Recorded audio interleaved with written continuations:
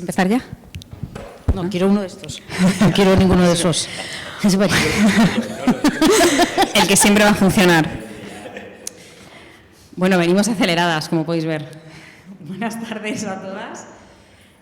Muchas gracias por acercaros y muchas gracias a Sara por invitarnos a presentar la novela. Y eso, Darío y Miguel acaban de llegar ahora mismo de Madrid. Y yo llegué hace un rato, venía andando y también vengo un poco acelerada. Menos mal que Flavia va a poner un poco de paz. Estaba pensando, no hay ninguna novela aquí. No tenemos ningún ejemplar. Ay, pues mira que yo le iba a traer, pero venía con mucho peso en la espalda. Y yo soy de aquí. Yo si lo hubiera sabido, que haberlo traído. Bueno, os la imagináis. Eso es. Bueno, vamos a intentar contaros un poco ordenadamente, aunque no lo parezca, este proyecto de la novela que, ya hace un año, ¿no? En abril del año pasado salió, pero que la verdad es que seguimos haciendo presentaciones y nos sigue colmando de felicidad este proyecto. Y bueno, pues contaros un poco desde Greenpeace simplemente por qué surge la idea, que no solo Greenpeace, sino yo creo que la mayoría de organizaciones ecologistas, ¿no? Al menos aquí en el Estado, llevan tiempo dándole vueltas a esto del futuro y a esto de cómo contamos las cosas.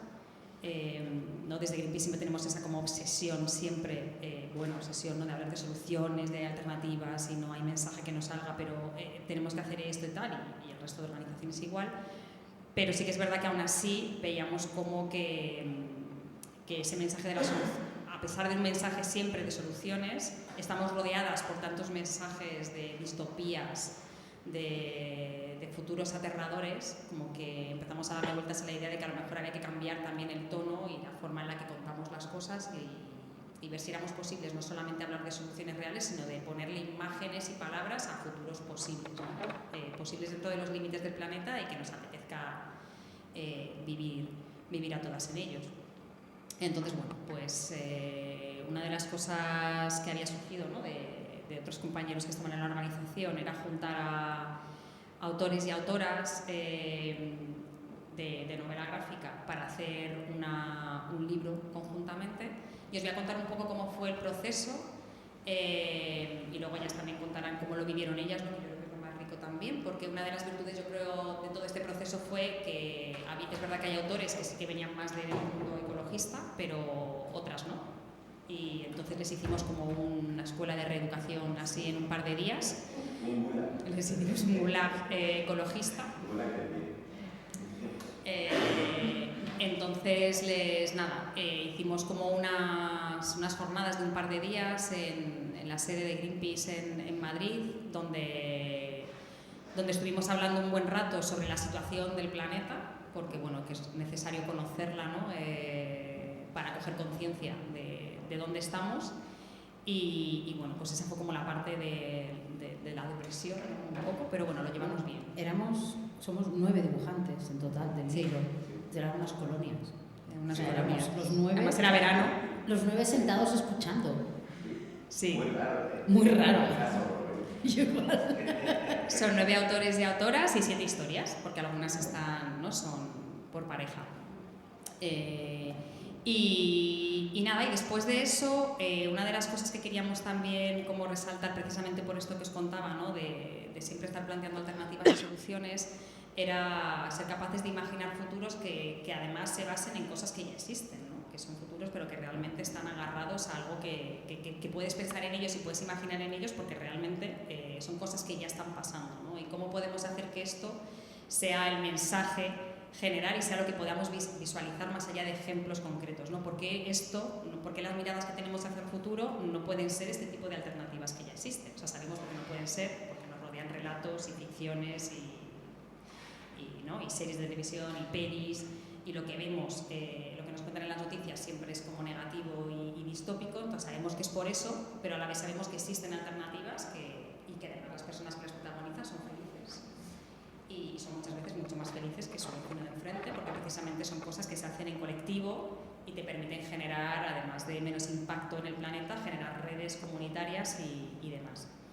Entonces estuvimos conociendo a muchas de esas alternativas, pues desde un supermercado cooperativo a un proyecto de vivienda colaborativa y ecológica y comunitaria en Madrid, el proyecto de renaturalización del río Manzanares, que es pues, una gran distopía. Pasar por delante de Manzanares era una distopía importante, una lámina de agua gris con un pato de vez en cuando, como mucho, por ahí perdido y rodeado de coches. Entonces nos hacen un parque, ¿no? Gallardón hace su megaproyecto de hacer un parque. El parque es muy bonito, pero sigue la lámina gris horrible, hasta que Ecologistas en Acción decide hacer un proyecto de renaturalización y bueno, pues ahora es como realmente, es como mirar al futuro, ¿no? Es como mirar al futuro de repente, una utopía, y estás ahí viendo árboles, viendo naturaleza, viendo garzas. Es como, realmente es como haber ido a 200 años para adelante y algo que era inimaginable, ¿no? En la ciudad de Madrid. Entonces juntamos estas alternativas, se las presentamos a los autores y a las autoras, dialogamos sobre ellas, estuvimos dándole vueltas a qué cosas pensamos que debe tener esos futuros que nos gustan, ¿no? Porque futuros hay muchos y no va a venir Greenpeace a decir cuál es el futuro que tiene que ser, evidentemente, ni nosotras.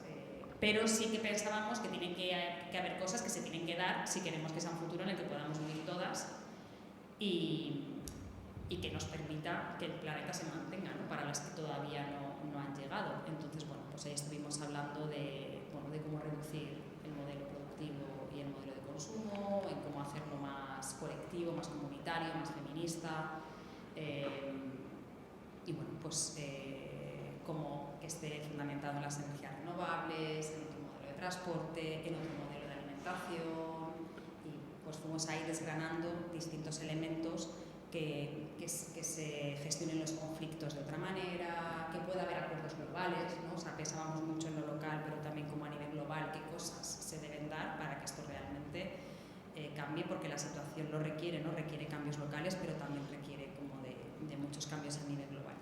Y bueno, pues ahí fuimos pergeñando, luego estuvimos jugando un rato, que eso os lo cuentan mejor ellas, y ahí empezaron a salir las ideas de los relatos. No sé si habéis podido leer la novela.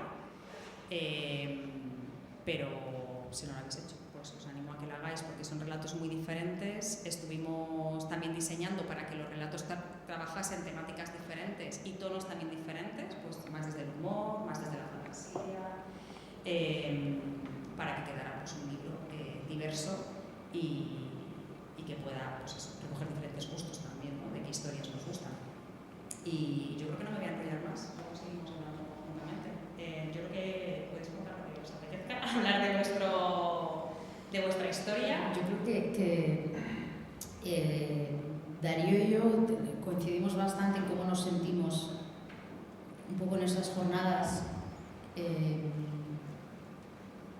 Creo que quizá tú tienes más background, más formación ecologista que yo, pero lo que es seguro es que siempre estamos buscando la tontuna, ¿no? A todo. Y entonces, de repente, la propuesta, o sea, primero que no tenía nada de tontuna, nada de lo que nos contaban, porque era guay, de verdad, era como, hostia, se puede y tal, y luego, solo la única cosa que sí nos pasó con la propuesta, creo, era que el hecho de que existan tantos relatos futuros, distópicos, mal, es porque cuando hay un conflicto hay una historia. Entonces, en una situación, en un escenario, en un mundo donde todo funciona, no hay historias, porque no hay nada que arreglar, digamos. Entonces, claro, cuando nos decían, bueno, pero es que la idea es que pase en un futuro donde todo va bien, era como, ¿y qué cuento? ¿No? Porque si todo está bien, si lo piensas, siempre hay una historia, un libro, una peli, cualquier narración va de la resolución de un conflicto, digamos. Hay un problema que se soluciona o hay un problema interno incluso o así. Entonces era como, claro, yo era lo que más me costaba, que era pensar qué cosa negativa puede haber, qué conflicto puede haber en el mundo ideal, porque yo no quiero decir, bueno, el problema es que en realidad todo es mentira, porque claro, haces quedar como un culo a Greenpeace, ¿sabes? Y es como, no, todo va de verdad bien, pero hay un problema, ¿no? Porque claro, si no es una descripción constante. Y yo creo que eso fue como ahí es donde se ve la solución de cada uno a esto, a cómo sí, o a encontrar una narrativa sin conflicto, por ejemplo.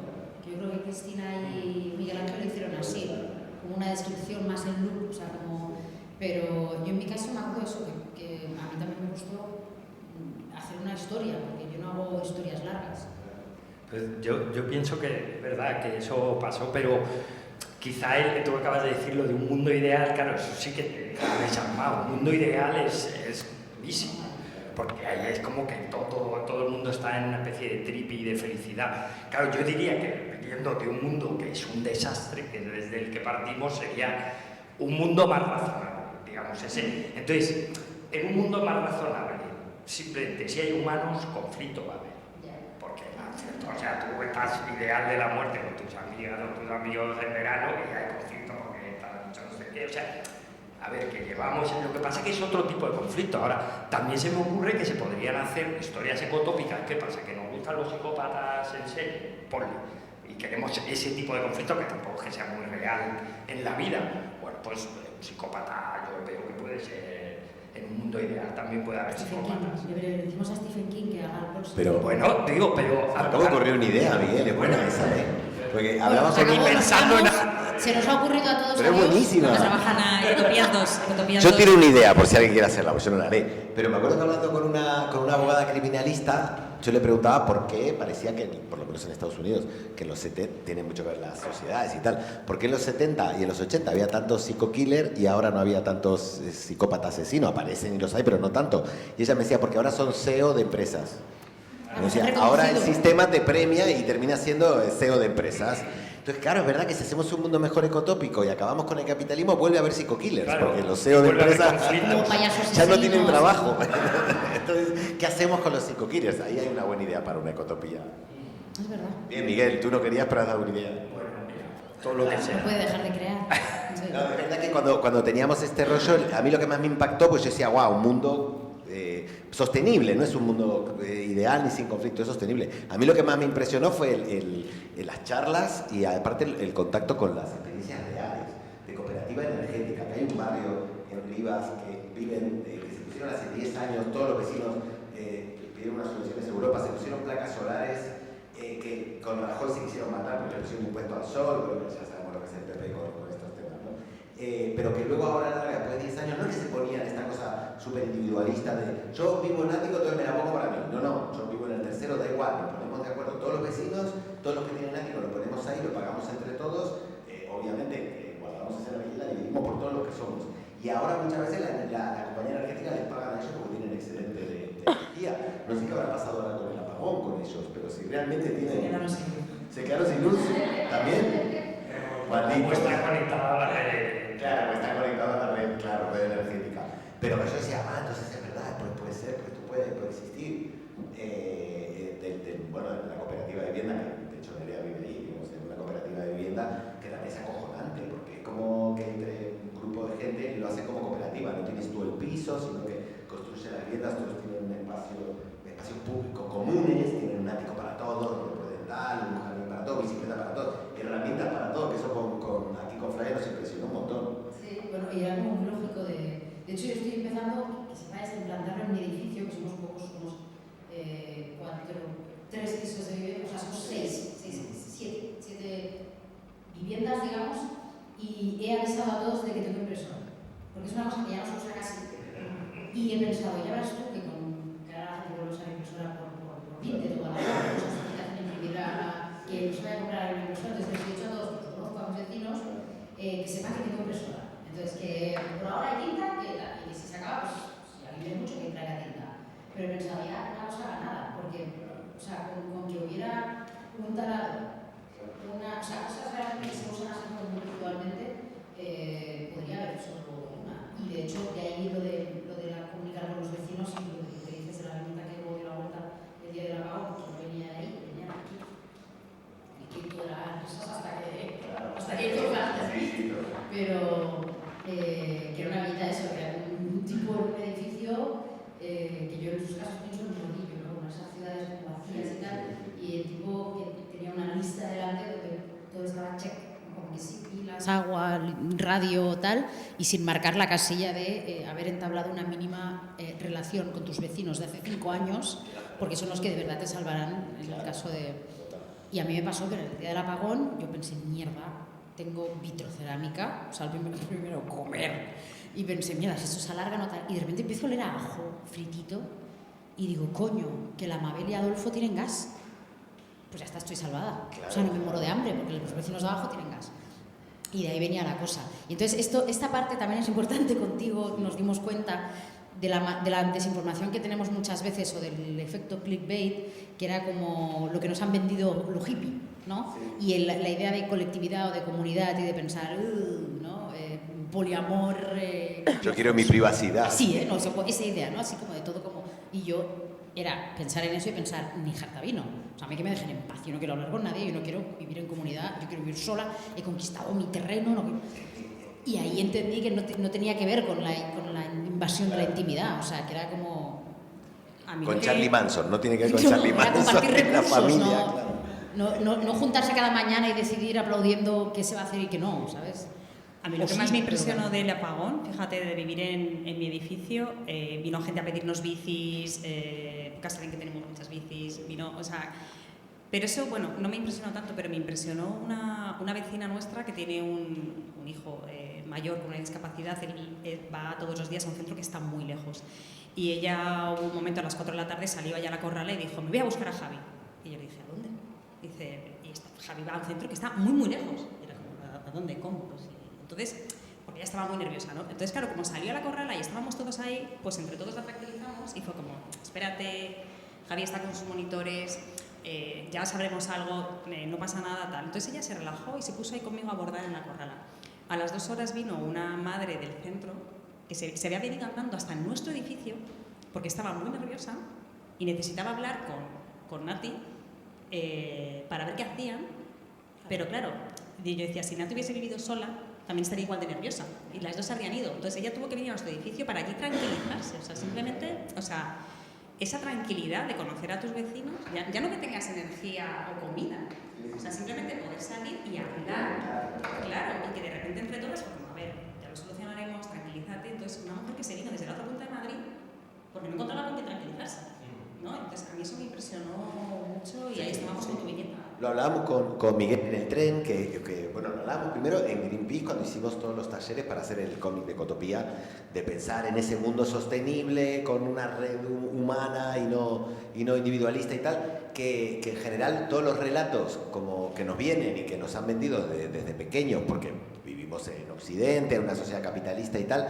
es el héroe individual y es también el hombre es enemigo para el hombre, ¿no? Esta idea de que si hay cualquier problema, pues ya salen todos a matarse entre todos, en plan apocalipsis zombie y tal. Y la verdad que la experiencia que hemos tenido últimamente es que no, es que hay un apagón y la gente en vez de salir a matarse sale a tomar cañas, ¿no? Que al final yo creo que si está el alimento asegurado, solemos ser más buena gente que mala gente el ser humano, ¿no? Solo que nos han metido en la cabeza como que somos todos unos especies de animales, zombies, que hay un apagón y vamos a salir a robarle al vecino y a matarlo, y en realidad la mayoría salimos a ayudarnos en realidad, ¿no?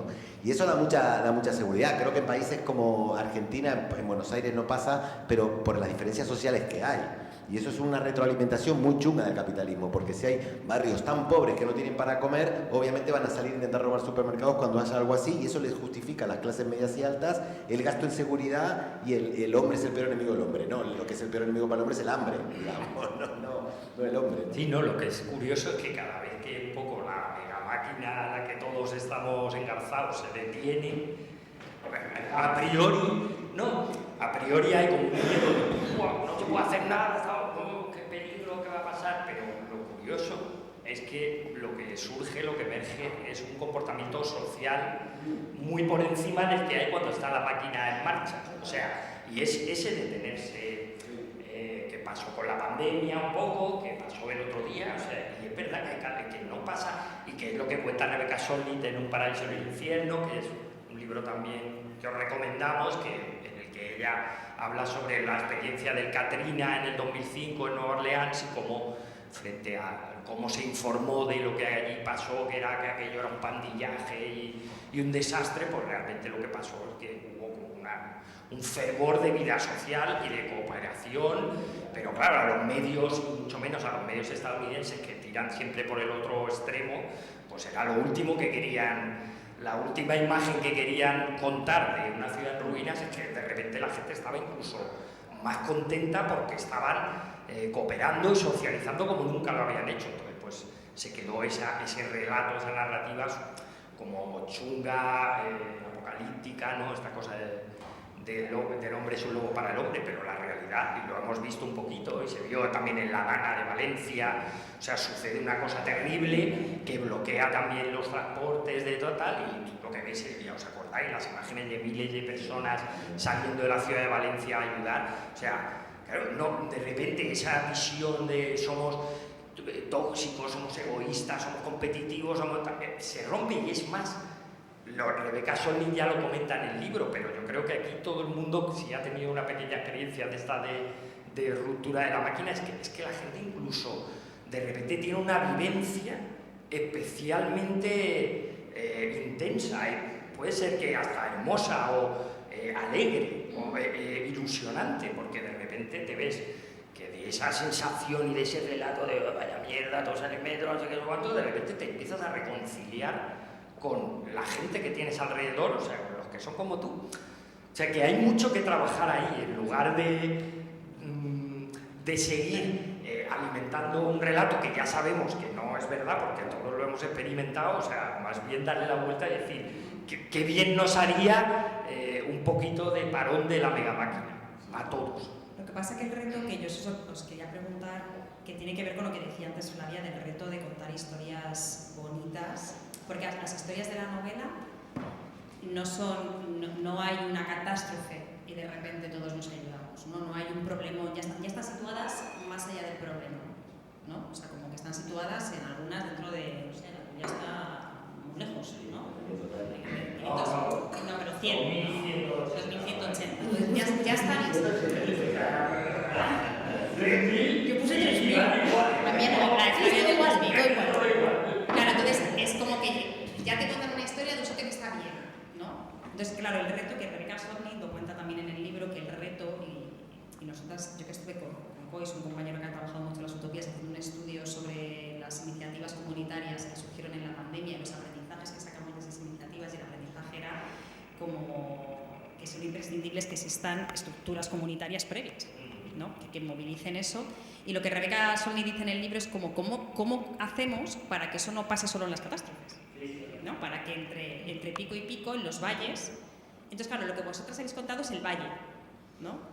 Pero seguimos con esa idea de que eso moviliza menos, ¿no? Que si no cuentas un problemón y la solución. ¿Cómo hacemos para...? Porque hemos tenido un encuentro de ecotopías hace poco, que solo pudo venir Miguel, bueno, que era sobre todo gente de Madrid, ¿no? Y Darío al final no pudo venir. Y una chica, ¿no? Una chica que investiga en la universidad sobre distopías nos hablaba de que las distopías realmente movilizan también, ¿no? Que el sentido de las distopías en el cine y demás será movilizar, porque tú te movilizas frente a ese futuro horrible. Pero claro, es verdad que lo que sabemos, y lo dicen las encuestas que se hacen a nivel europeo y mundiales a gente joven, es que salen unos porcentajes horribles de personas que que creen que el futuro va a ser horrible, que la humanidad está condenada, y eso sale continuamente. Entonces, pues no parece que estén movilizando mucho las distopías, pero es verdad que las historias bonitas también parece que no movilizan mucho, porque falta la rabia, entonces, no sé. Yo creo de verdad que es que estamos como empezando a abrir un melón que como venimos de un melón que es el contrario, pero creo que no... Ayer estaba pensando, tenía que hacer como una definición de ecotopía y quería que fuera un poco graciosa para una cosa y claro, digo, bueno, pues ecotopía es como una historia loquísima por la cual los humanos nos imaginamos que somos capaces de vivir en cierta armonía y equilibrio con el entorno y claro, digo, ¡guau, qué idea tan loca! Es básicamente toda la historia de la humanidad. Esa idea tan loca es todo. O sea, quiero decir, que dice, hostia, ¿dónde podríamos encontrar inspiración? Bueno, toda la historia de la humanidad, porque lo raro es dónde estamos ahora. Con lo cual, también es más una cuestión de salir de este eterno presente que vivimos a día de hoy, que cada vez es más cerrado, casi va a empezar a durar 20 segundos, que yo creo que ya es el scroll, ¿no? O sea, la realidad ya es esa cosa que se desliza, que dura 20 segundos en nuestra retina, ¿vale? Entonces, claro, es que nos hemos venido a un extremo muy, muy encerrado y muy pobre. Por eso creo que a veces también abrir las ventanas y mirar un poquito atrás, leer relatos, historias de toda la vida, la Celestina, lo que sea, cosas, relatos de los griegos, relatos de las tradiciones aborígenes, relatos. O sea, todo eso, en el fondo están hablando de ecotopías. Lo único que no habla de ecotopías es lo que lleva haciendo Occidente en los últimos 200 años. O sea, que sería más bien darle la vuelta y darnos cuenta de que hay mucho más donde tomar inspiración, creo. Sé que que me acabo de dar cuenta ahora, si me hubiera dado cuenta, lo hubiera aplicado en el cómic, que mi cómic no tiene nada que ver con esto que voy a decir, pero me acabo de caer en la cuenta ahora. Hay una novela que se la considera distópica, pero no lo es en el fondo, que se llama La Tierra Permanece, de los años 50. El escritor solo, no me acuerdo el nombre, tiene un nombre americano bastante normal, Robert no sé qué, que había escrito esta novela y antes una biografía de Ambrose Bierce, del escritor americano. Pero en esta La Tierra Permanece fue como muy impactante porque él pone que con los modernos aviones un virus que se genera en la otra parte del mundo puede acabar con toda la humanidad en 24 horas.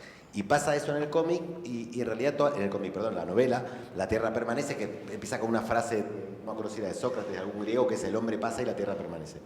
Y en realidad toda la novela en realidad no es tampoco un conflicto, es todo como ellos tienen que reinventar las herramientas no civilizadas para poder sobrevivir, porque primero van a los supermercados y van abriendo las latas, pero cuando se les empiezan a poner malas tienen que aprender a hacer flechas, tienen que aprender a...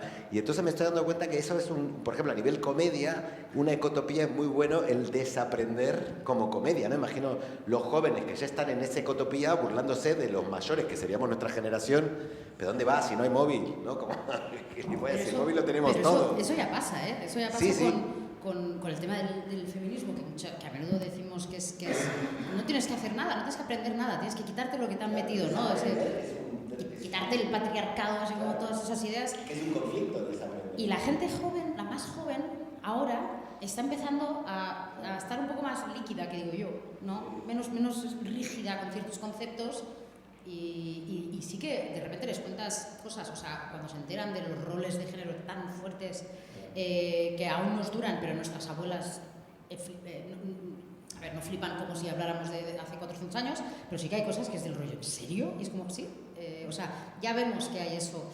Y yo creo que yo soy bastante optimista, digamos, hay que serlo, porque es que si no apaga y vámonos, ¿para qué? Y creo que hay una tendencia, bueno, no lo creo, es así, hay una tendencia pendular, ¿no? En la historia, se va para un lado, se va para el otro. Hay periodos en los que ese periodo del péndulo es más corto, a veces es más largo, pero yo creo que estamos llegando a un punto,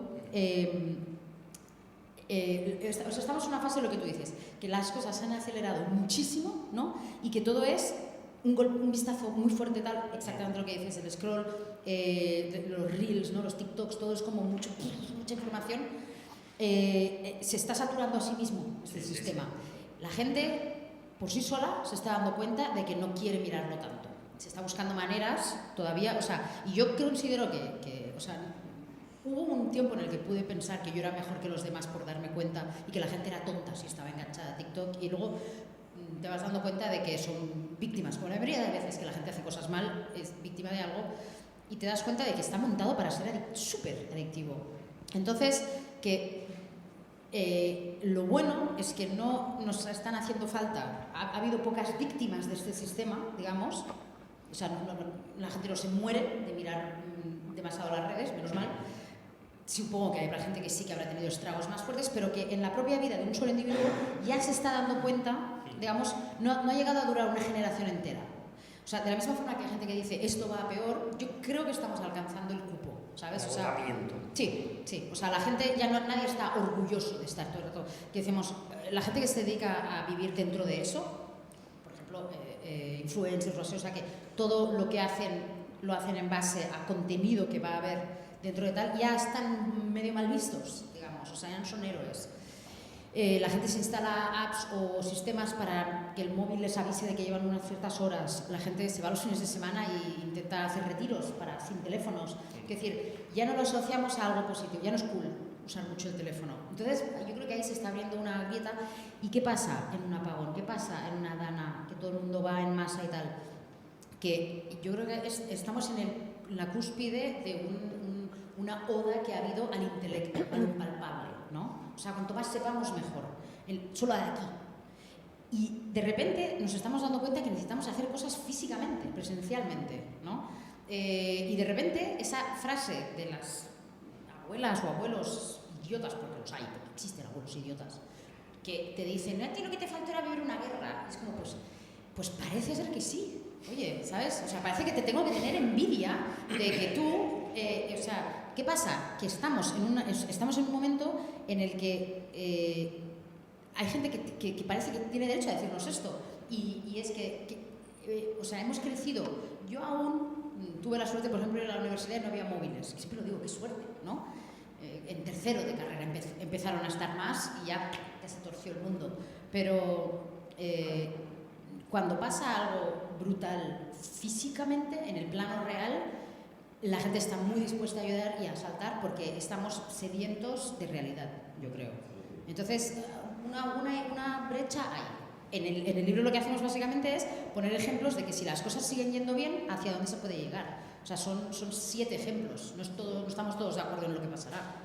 Y además lo que hicimos, lo que decían era que nos lo dividimos en cuanto a temas, porque es, ¿qué pasa con los cuidados? ¿Qué pasa con ya se me fueron todos los temas. La espiritualidad. Con la energía, con la espiritualidad. La salud. La salud. Es que hablábamos, yo esto lo voy a contar, Miguel, porque aparte lo conté ahora también en un artículo y te mando al frente y digo tu nombre y todo. O sea que me da igual, ni te pregunté porque es una conversación privada, pero no se pregunta. Uno escribe y queda bonito, lo voy a contar ahora.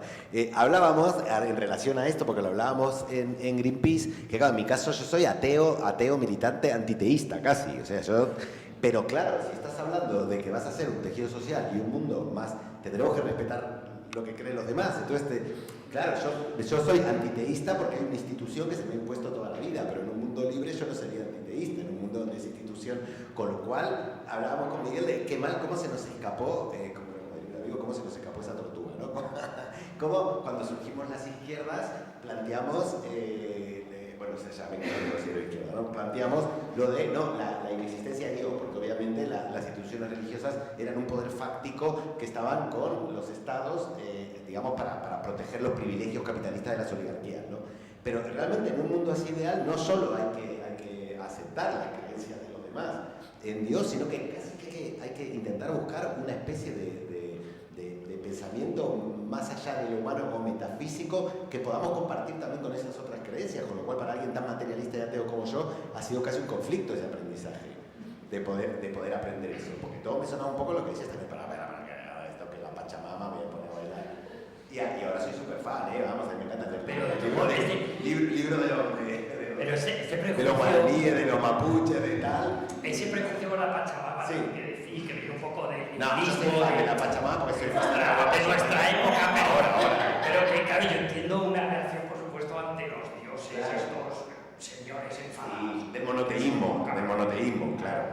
Eso es horrible. Ahora, una cierta capacidad de trascendencia.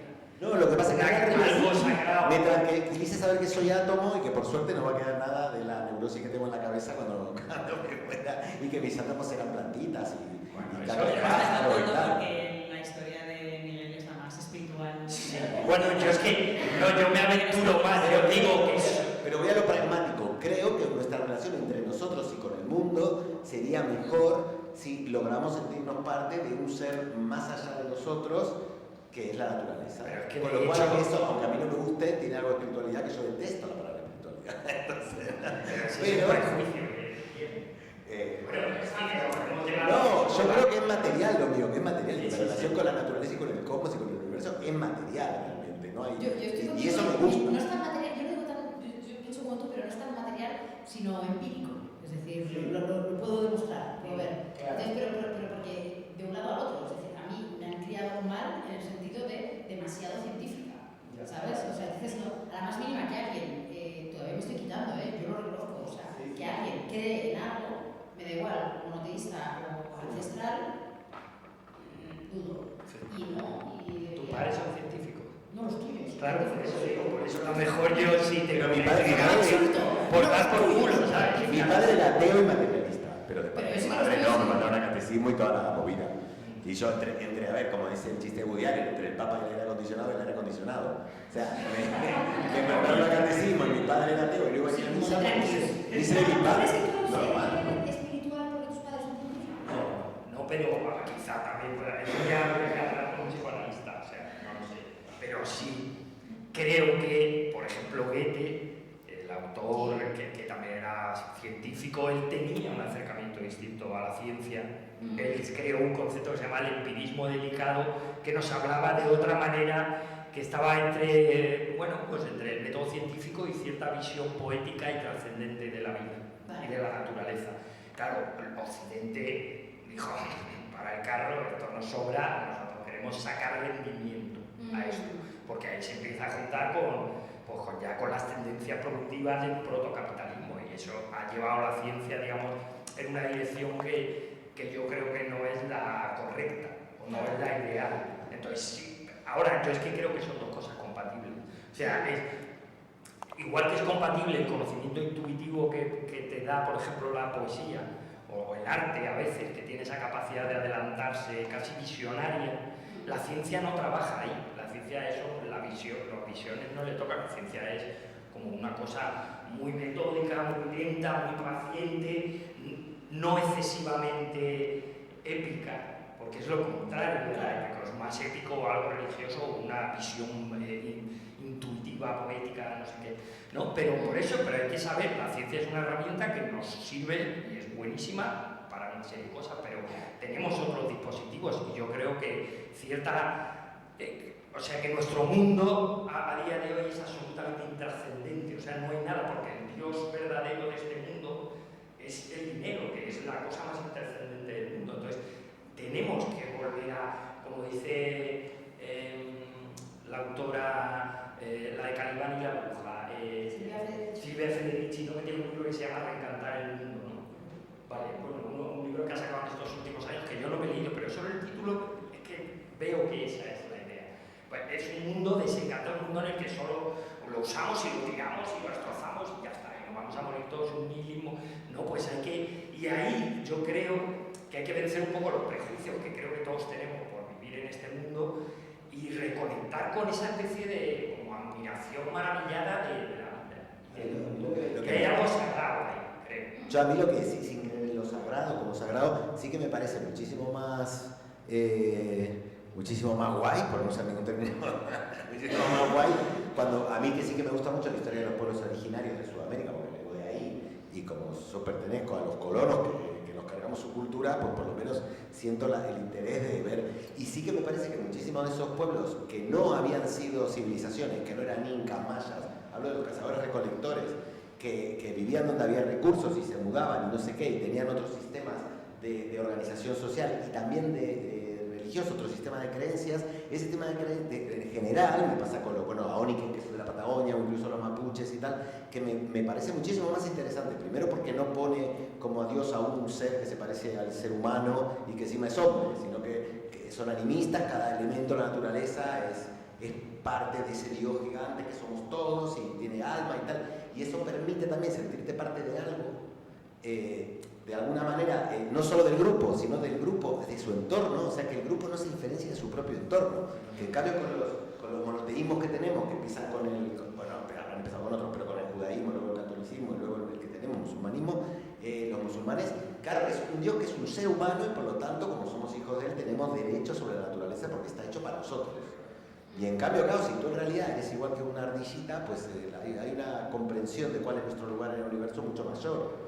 Con lo cual sí que tengo una fascinación por las creencias más de los cazadores recolectores, y me parece, aparte que te juro que me parecen más prácticas, o sea, más sabias y más sostenibles. Yo hace poco me leí un libro que me regaló mi madre, que es científica y piensa que soy un puto loco, pero dijo, bueno, al puto loco de mi hijo. Y que es un libro que se llama Escrito en la arena, que es de un tío que está divulgando a un aborigen australiano, que está divulgando como el conocimiento. Y de hecho se llama, el subtítulo dice, cómo el conocimiento indígena puede ayudarnos a salvar el mundo. Me la imagino así. Tu madre. Sí, bueno, así. Pero claro, yo luego la llamo y le digo, y de repente le leo una dictación y le digo, no, total, bueno, hijo, le tengo cariño después de tantos años. Claro, no lo sé, no, y espérate que no la acabe yo, porque yo voy como el martillo pilón. Pero que hay fragmentos que tú los lees y dices, es que esto no es pensamiento mágico, es otro tipo de pensamiento, pero casi más cerca de la ciencia que de una especulación, porque son observaciones de la naturaleza en cuanto a un sistema, que eso ya es una cosa súper avanzada, porque de hecho ahora desde la ciencia moderna se estudia la ciencia con la teoría de sistemas, que te permite engarzar un montón de fenómenos en una misma cosa. Y ellos llegan a decir, hasta el punto, pues bueno, que es espectacular el libro, lo recomiendo, pero llega a decir, a nosotros nos interesa mucho más las relaciones entre las cosas que las cosas en sí. ¿Vale? La ciencia occidental ha sido muy de las cosas. Vamos a saber cómo funcionan las cosas para... Como la contraforma, ¿no? Exacto, para saber qué podemos sacar de esto en claro. ¿Vale? Hay un rollo productivo, un poco rentabilista. Estos, claro, son aborígenes, no tienen ningún enfoque, entonces lo que tratan es de entender lo que ellos llaman los patrones de la creación, que es simplemente el sistema, cómo entender las reglas del sistema. Eso es lo que están entendiendo. O sea, que es que a veces, por eso, a lo mejor hay que deconstruir muchas cosas que se han intoxicado en la ciencia occidental y hay que rescatar un montón de cosas que es que no son supercherías, así como historias locas como de religión, sino que son observaciones acumuladas a lo largo de miles de años por pueblos que han tenido mucho respeto al entorno, ¿vale? Y que hacen una lectura del mundo muy poderosa. Acotar sobre esto específicamente, por ejemplo, que yo como me he puesto hace años a leer sobre los chamanes de los pueblos cazadores-recolectores de la Patagonia, sobre todo, porque es donde son mis abuelos y tal.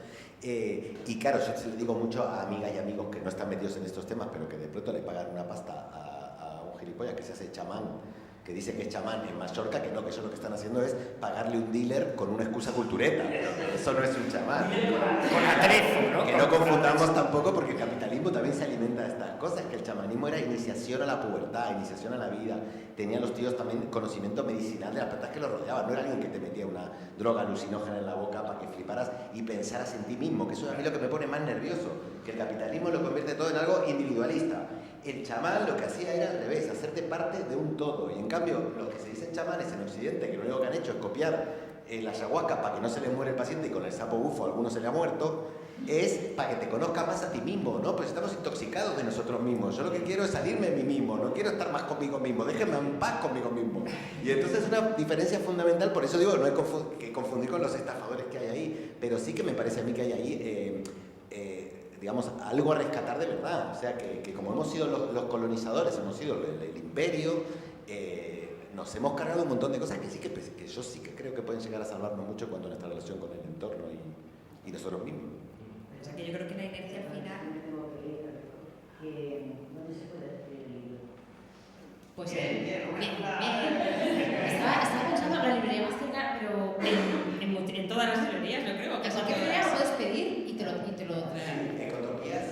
Pero vamos, sí, cualquier librería te lo traerán, La pero novela, están muchísimas librerías. porque hay un libro de Vamos por la segunda edición porque la está petando. Tiene que ir. Y otra cosa que, bueno, que a mí sí me ha gustado mucho, que hay un libro de hace 3 años o 4 de un biólogo y filósofo, Andreas Rober, que se llama Vivificar. Es precioso, no tiene desperdicio, no es muy grande, no es bastante. Y habla de cómo tenemos el capitalismo metido en las venas y habla de las comunidades. Que siempre en Cuba, en Argentina, la que ha salvado a la población ha sido las comunidades, y que destacan todo esto es una tarde con las hermanos. Entonces los vecinos se que te ayudan con la sola pausa. Entonces es por medio de la vida a las personas.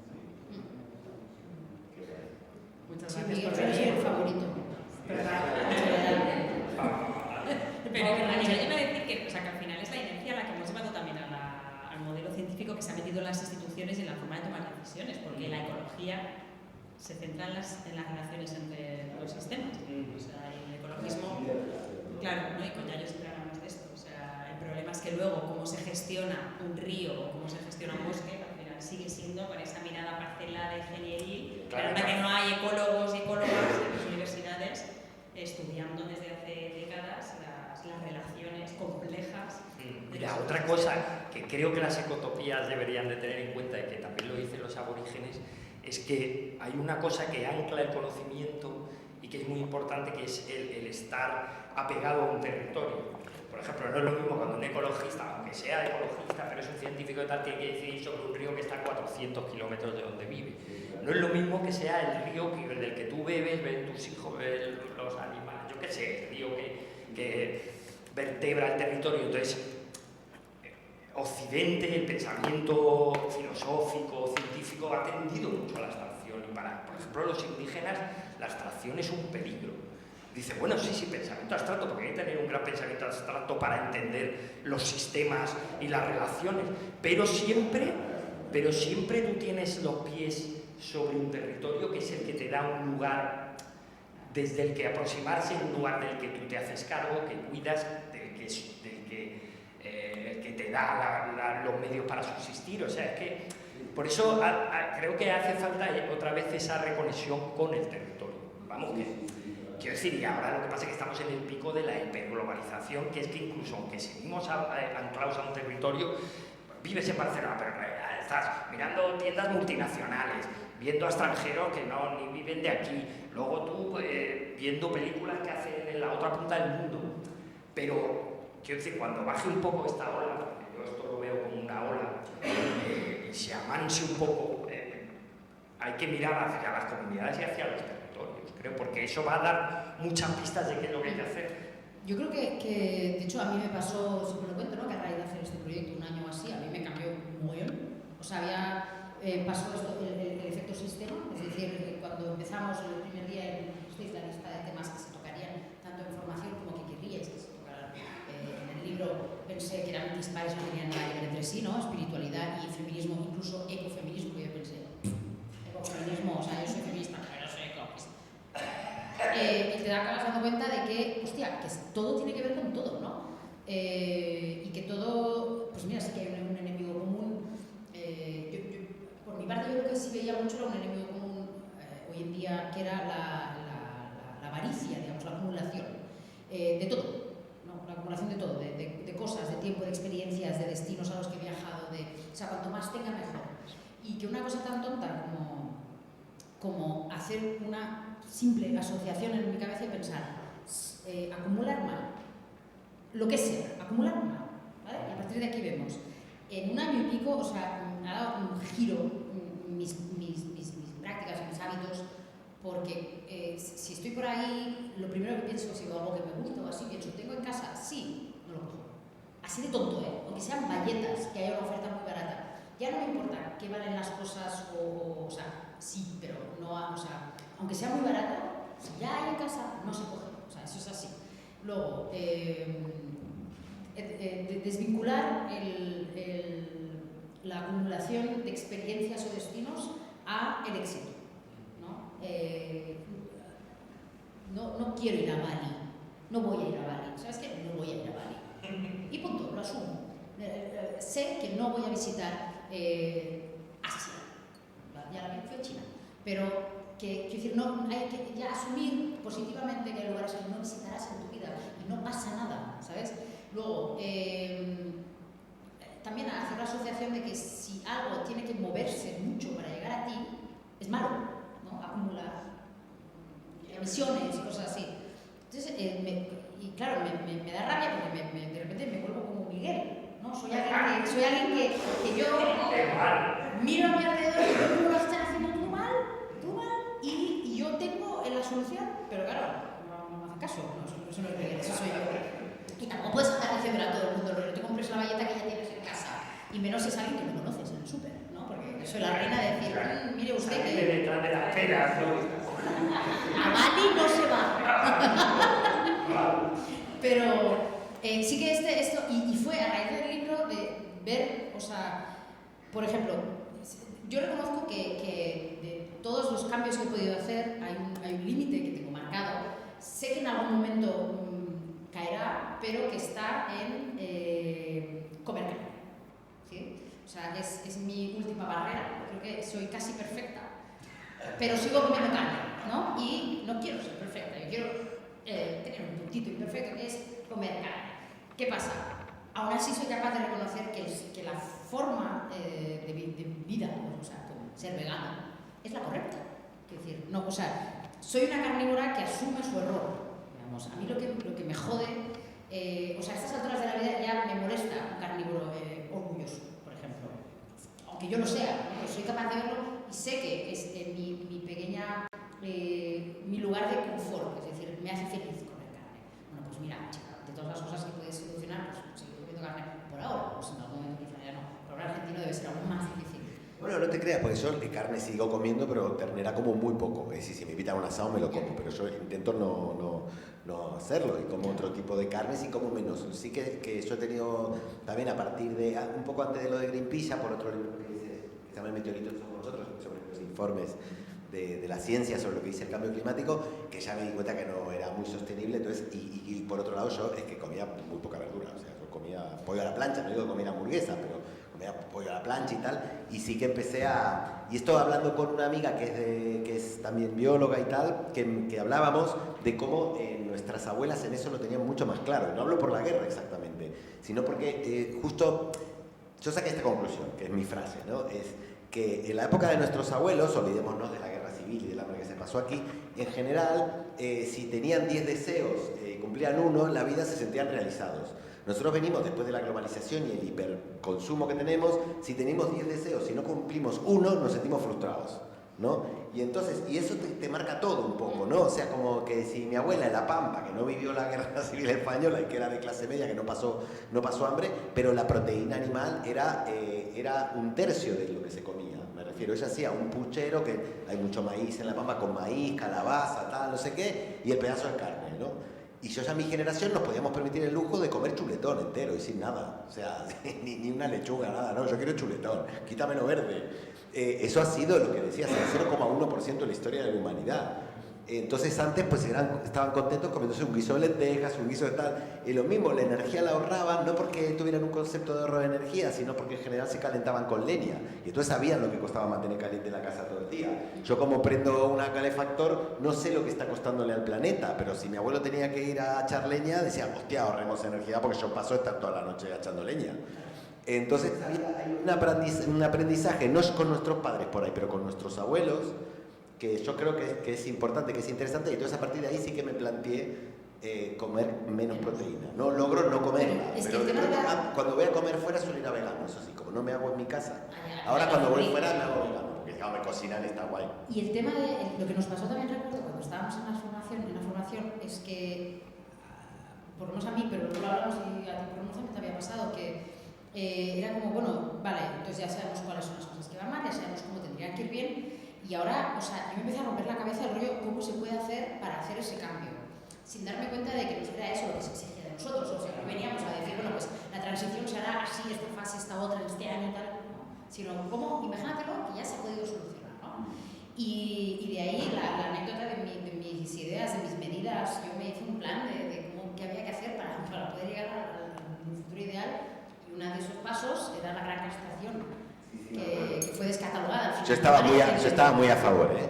Que era, pues sí, pero era para los animales, pues sonaba mal porque parecía que era otra cosa. Y era, pues eso, que para parar, o sea, no se haría en un año, pero bueno, podría, para reducir el consumo, claro, la cantidad de ganado que habría sobrante, ¿no? Y que se sigue, o sea, habría que meterlo en algún lado, pues para que parara un poco, castrar en un mismo año a muchísimas piezas de ganado. Entonces algunas sí que la mitad, es que con la mitad ya, entonces ahí se reduce, tal, tenía muchos problemas técnicos mi solución. También te digo, en Argentina se come criadillas que son los testículos de... O sea, que si los castramos ya podemos empezar a aprovechar, ¿no? Para no tirar. Todo, en todos los pasos. Pero otra el gran atacón, que sería... Ese año habría que comer muchísimas Claro, no lo íbamos a tirar. Claro.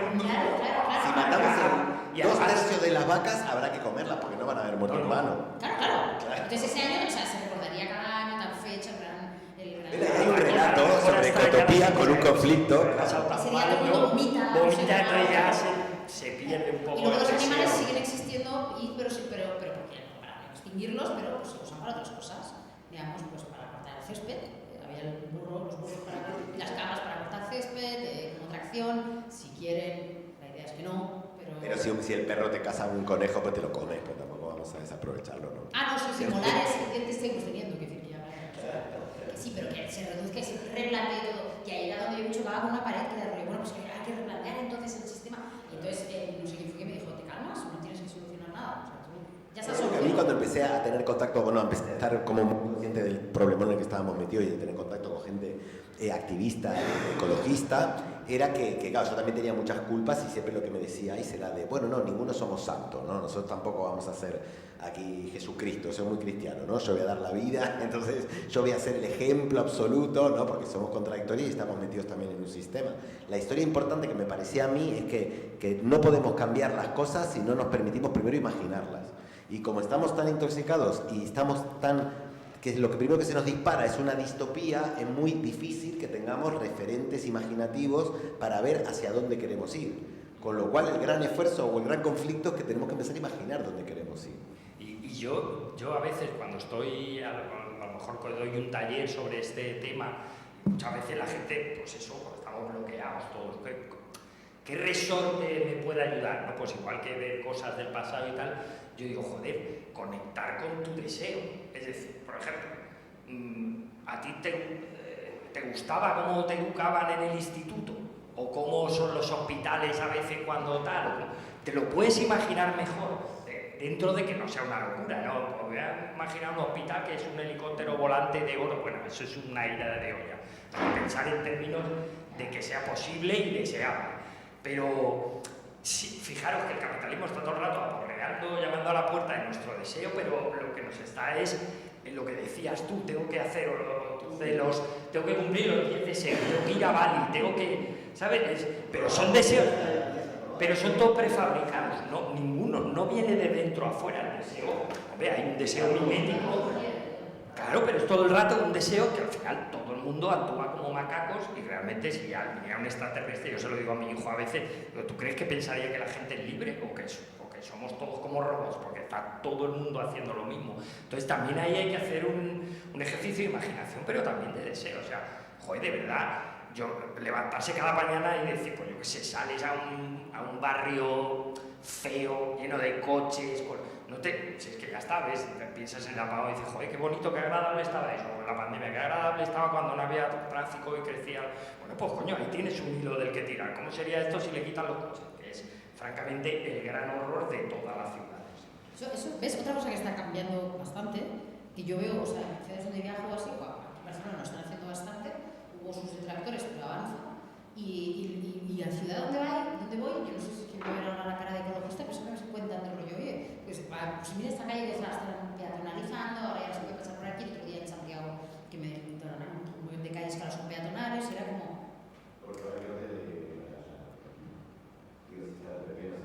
Sí, pero ahora está que hay muchos tipos de ciudad, es decir, que es como... Pero una cosa tan obvia como que como el efecto fútbol en el patio de colegio, ¿no? Que la cancha ocupa casi todo el patio, lo mismo con las calles, ¿no? Casi todo lo ocupan los coches que son...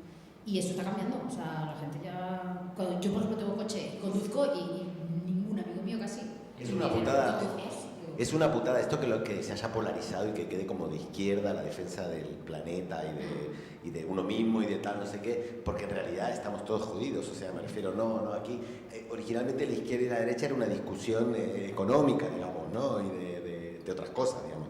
Pero en esto es que si no hay planeta no hay derecha tampoco, entonces es un problema porque en algún momento... hubo hasta movimientos de derecha que eran medio ecologistas, ¿no? Después se ha ido polarizando y esto debería ser el gran tema que nos apela a todos por igual, sin polarización. Y es terrible porque lo están polarizando y se están dando estas contradicciones que los partidos más de ultraderecha que defienden no, esto es mi país y que no vengan otros y no sé qué, luego en realidad son súper globalizadores, están en contra de las élites y ellos son élites. Dicen que son muy de aquí, pero luego son súper, que quieren neoliberalismo, que si viene una empresa de afuera que es mejor que venga, y nosotros que se supone que desde la izquierda defendíamos que no éramos especiales por ser de aquí, que somos todos iguales, estamos defendiendo que hay que valorar lo de tu tierra, lo de aquí, lo de no sé qué. La izquierda se está haciendo conservadora por conservar algo frente a la derecha. Yo le digo a la las destrucción. vecinas que tengo y vecinos que son señores mayores, son más conservadores y son de derechas, y entonces, claro, yo por tema ecologista le digo, no, oye, que aquí tienen, porque se me quejan y me dicen, ¿puedes creer que no encuentro ninguna naranja de aquí? Las vienen de Chile, de África, vete tú a saber de dónde vienen y tal, pero por una cuestión nacionalista lo dicen. Y yo lo hago por una cuestión ecologista. Voy buscando dónde está el producto de cercanía. Esa parte Te juro. de aquí. Pero yo creo que por eso también es tan importante la parte esta que hicimos de ser capaces, y para que pueden tener organizaciones ecologistas y otras, de poner en marcha alternativas que al final acaban cayéndose por su propio peso, porque van a algo tan básico como la belleza, ¿no? O sea, como ver un sitio bonito. Con la renaturalización del Manzanares, cuando llegó Almeida al ayuntamiento, vino a decir, ha intentado cargarse algunos tramos, de hecho, y es que es imposible ya revertir eso. O sea, porque incluso vecinos que podrían haber votado a la derecha, eso les gusta y no quieren. Claro, ¿qué persona no va a querer pasear? Además, claro, el río pasa desde zonas de más dinero a zonas más pobres, ¿no? O sea, que realmente muchas personas de muchas diferentes clases sociales se benefician de eso, simplemente de esa belleza. O sea, eso es muy difícil de revertir. O una comunidad energética, o ahora, por ejemplo, muchísimas personas mayores o que están llegando a la vejez están reivindicando sus ayuntamientos cohousing, porque claro, se están replanteando de otra forma, quieren replantearse de otra manera. Lo de la vejez en grupo, claro, y entonces hay algo que era, por ejemplo, en Barcelona está muchísimo más desarrollado el cohousing, ¿no? que cooperativas en cesión de uso puedan acceder antes a suelos públicos que otras, porque aquí estáis mucho mejor en esas cosas que en Madrid, desde luego, pero es que muchos ayuntamientos que desde luego no pudieses pensar que van por ahí, al final están yendo por ahí también, a favorecer ese tipo de proyectos. O sea, que yo creo que eso también la importancia de visibilizar alternativas y llevarlas a la ficción, porque hay cosas que se quedan por o sea, que son de sentido común, ¿no? Entonces, ¿cómo llevar el sentido? ¿Cómo hacer esos imaginarios? ¿Cómo generar otro sentido común? Sí, pero fíjate que todavía tiene más fuerza ese sentido común chungo, que porque hace poco iba yo en un tren y una señora como era de León y le decía a otra: la alcaldesa no, se está cargando León, se lo está cargando entero, lo está peatonalizando entero. ¿Cómo te vas a cargar la ciudad peatonalizando? Y estoy seguro que esa señora luego, 2 años más tarde, se estará dando un paseazo por el León, se sentará en una terraza, no sé qué, y no dirá, joder, qué incoherente soy, sino que lo mismo es capaz de agregar, decir, uy, qué bien lo estamos pasando hoy con cómo se está cargando León. O sea, que ahí y hay también, mucho que reconstruir. Y también hay como, por eso digo, o sea, creo que hay que ser más optimista en general y coherente, obviamente. Aquí en Barcelona tenemos el ejemplo de Consell-de-Cent, que de hecho yo vivo en Consell-de-Cent, una calle larguísima que han peatonalizado, era una arteria. Es verdad que, o sea, no, un año de obras y ahora, o sea, una fantasía, una cantidad de plantas distintas, una cantidad de polinizadoras. La otra vez me la hice entera porque caminaba hasta Sants y dije, oh, voy a pie. Saqué fotos como de muchísimas plantas y enseñé mi galería y una colega me dijo, tía, ¿dónde has ido? Y digo, acá allí. O sea, no lo vas a creer, así como muy verde, muy loco, hay unos árboles rarísimos, una fantasía. Llena, siempre está llena de gente, caminando, los bancos siempre llenos, las mesas de picnic siempre llenas. O sea, realmente la gente hace mucho uso de ello. La Plaza de las Glorias también ahora la acaban de inaugurar y es una maravilla y tal. Un poco desértica, me gustó más árboles, pero bueno, ya crecerán. ¿Y qué pasa? Hubo intentos de los enemigos del ayuntamiento de tirar hacia atrás el proyecto y que volvieran a pasar coches, porque tal, no sé qué. Obviamente los vecinos, yo creo, de todas las visiones políticas dijeron, perdona, o sea, yo me encadeno, o sea, que no, aquí no vuelven a pasar un coche. Pero luego ahora están saliendo otras voces que yo creo que son metemierdas de la oposición, bueno, de la oposición ahora es la oposición la que manda, la oposición de quien lo ideó, ¿no? de los comunes, pero bueno, los de ahora lo mantienen, el tranvía y esas cosas, pero bueno, hay gente que te viene siempre con la excusa de decir, bueno, pero han mejorado tanto esa calle que los precios se han disparado, ¿no? O sea, de los alquileres, de los locales y de las viviendas, ¿no? Y es del rollo, bueno, entonces ¿qué hacemos? Nos matamos, ¿no? Ya está, ¿tal? Y está todo es una mierda, entonces es como, no puedes quedarte y decir solo eso, haz algo. ¿Y qué puedes hacer?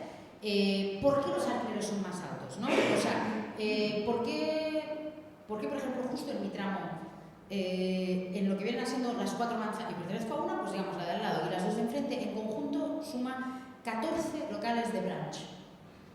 ¿Vale? O sea, yo no como brunch, o sea, no tengo nada contra el brunch, pero bueno, buenísimo. Pero, o sea, que como eso, una vez al año, 2, a lo mejor, como huevos ahora, mira, eso. Pero si no me apetece. Entonces, toda la gente que se queja de boquilla, ¿no? Digamos, o sea, hay que empezar a pensar que en un problema todo el mundo se dedica a señalar al sistema. El problema es el sistema. Se lo han montado súper bien el sistema, porque el sistema no es nadie, ¿sabes? Entonces la gente se puede dedicar a quedarse tan pancha y decir, bueno, ya está, ya ha acusado al sistema. Cuando tienes al sistema de verdad a la cara, no le dices nada, ¿sabes? Y ahí es donde tienes que decir algo. Es decir, cuando hay una mani por la vivienda, vete. Cuando hubo una mani por el turismo y tal, que por ejemplo, mi hermana vive en Inglaterra, incluso el en el cielo y me dijo, tía, he visto en la BBC imágenes de gente con pistolas de agua disparándole a los turistas en la Rambla. Me parece fatal porque ellos no tienen la culpa. Digo, tienen la culpa. Todos los eslabones de la cadena tienen la culpa del problema. Es decir, si el turista no pidiera a mi bar cenar a las 5 de la tarde, mi bar no reservaría las mesas de la terraza a partir de las 5 para cenas. ¿Qué es lo que pasa? No te puedes tomar un café con leche a las 6 de la tarde en la terraza, porque se ha reservado para cenas. ¿Y qué tienes que? Y la gente dice, bueno, pero no es culpa del propietario, porque si se lo piden, es culpa del propietario por hacerlo, es culpa del guiri por pedirlo, porque yo no voy a Inglaterra y me planto en el McDonald's a las 11 de la noche, está cerrado, porque saben que no sirven cenas a esa hora. Pero ¿qué pasa? También hay un clasismo, es decir, yo voy a España y me pongo a pedir, porque son de abajo, del sur, ¿no? Entonces me vienen a servir. Entonces, todo esto son responsabilidades que alguien cogió y dijo, pero ¿y si apuntamos al sistema? Nadie tendrá que pagar. Entonces es como, no, basta de apuntar al sistema, haz cosas, coge a las personas con nombre y apellido y quéjate, ¿sabes? Entonces yo, hay veces que cojo, y por la parte que me toca, que digo, bueno, ya que tengo un altavoz y hay la gente que me sigue y tal, y puedo decirlo, pues pese a las consecuencias que pueda tener, cojo a uno de los eslabones de la cadena y me meto por ahí. Es decir, por ejemplo, los propietarios de locales o de edificios que dicen, bueno, pues ¿qué es el precio de mercado? El mercado no existe, no es nadie, ¿sabes? El mercado eres tú pones el precio del mercado, bájalo, ¿sabes? Entonces es como entrar ahí y no, obviamente se me tira todo el mundo encima del rollo, pero es que no son los dueños de los locales, es el sistema. Es como, así que vamos a seguir todos haciéndolo. Dame el número del sistema. Ese, pero uno malo, XP, así. Oye, Sara, no te he preguntado hasta qué hora tenemos.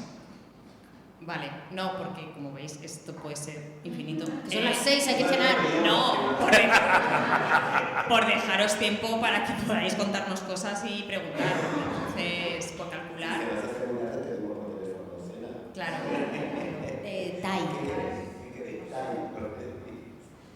Bueno, no sé si queréis contamos algo más de la novela. Yo, o sea, por ir recapitulando un poco, que, bueno, o sea, como veis, la parte comunitaria y hacer redes es una parte como muy central, ¿no? de ese decálogo, de qué cosas no pueden faltar para construir futuros deseables, no imposibles.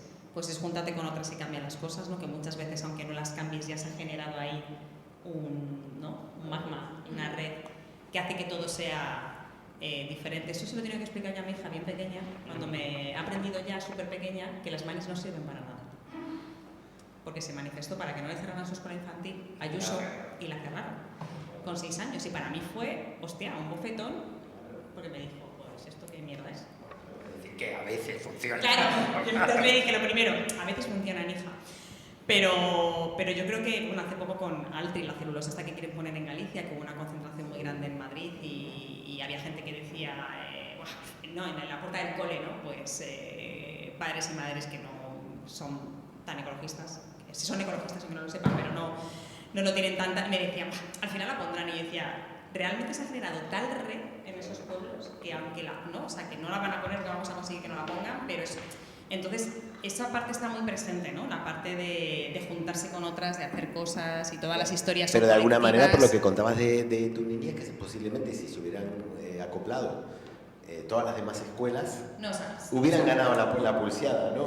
Bueno, realmente sí que sí que se fundaban todas las escuelas, pero bueno, las historias que a veces, pues a veces también hay que aprender a eso, sí, esas cosas en la vida. Es un amigo mío, si uno aprende a perder, ya tiene toda la vida ganada. Claro, pero bueno, lo complejo de explicarle, que yo creo que ya lo irá aprendiendo obviamente, es que incluso aunque pierdas, se han generado cosas muy, muy potentes que hacen que no te puedan revertir la peatonalización de tu barrio o que no te puedan revertir la renaturalización de Manzanares y demás, ¿no? Entonces esa parte está muy presente, y la parte de bueno, eso que enseñan a cultivar la imaginación, ¿no? Por acabar con eso que yo siempre digo en Greenpeace, que estamos nosotros trabajando en esto, que hacemos incidencia política, hacemos activismo, hay muchas herramientas, ¿no? Con las que hacemos ecologismo, y que intentar ayudar a cultivar otra imaginación también es una forma de hacer ecologismo, y también es necesaria, ¿no? En los tiempos que vivimos. No sé si queréis contar algo más de vuestros relatos o lo que sea, y si no, pues abrimos el micro y nos contéis cosas si os apetece, porque si no seguimos hablando tampoco. Son las 8 menos 5. Por eso que yo veía que llegábamos a las 8, digo, a ver, esta gente se quedará a su casa en algún momento, somos muy entretenidas, pero se quedarán a su casa en algún momento. Así que, como somos poquitas, podéis hablar sin micro y nos decís. Lo hemos dicho todo. Que lo hemos dicho todo. Yo tenía un reloj así un poco grande.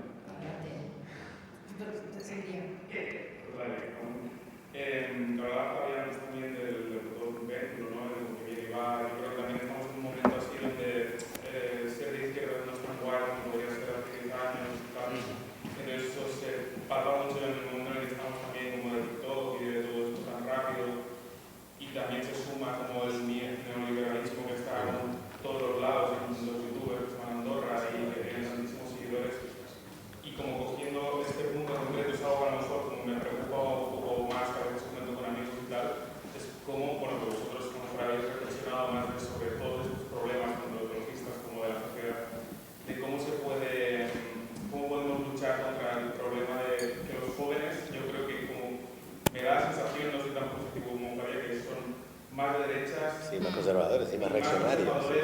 Que yo creo que cuando yo tenía 15 años y escuchaba La Raíz, y ahora es como, no me cuentes milonga, yo quiero crearme empresa y vender sudaderas Y forrarme. y no sé cómo atacar a esto, porque como luchas contra un gigante tan grande con tantos, Claro. que es súper complicado y lo veo como guau. Sí, ahí me pasa también.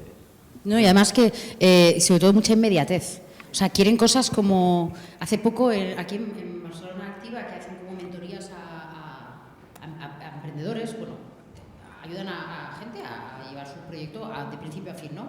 Y entonces invitan a profesionales a hablar con ellos, a que les cuenten, darles consejos. Y me invitaron y entonces no era concreto nada de arte, cada uno tenía su cosa. Entonces por turnos me fui hablando con cada uno y me contaban su proyecto, ¿no? Los que tenían proyectos, bueno, los que eran más jóvenes, digamos, fueran proyectos tecnológicos o no, sobre todo lo que querían era inmediatez, o sea, que funcionara mucho y ya. Viralidad, presencia en redes. O sea, su gráfico se salía, ¿sabes? O sea, no sabían para dónde iría, solo sabían que subiría muy rápido. Y no hablamos lo suficiente de qué pasa con las cosas que suben muy rápido, ¿no? Es un tópico, pero caen igual de rápido. Nadie piensa, voy a hacer un negocio que empezará súper lento y dentro de 20 años empezará a ver la luz.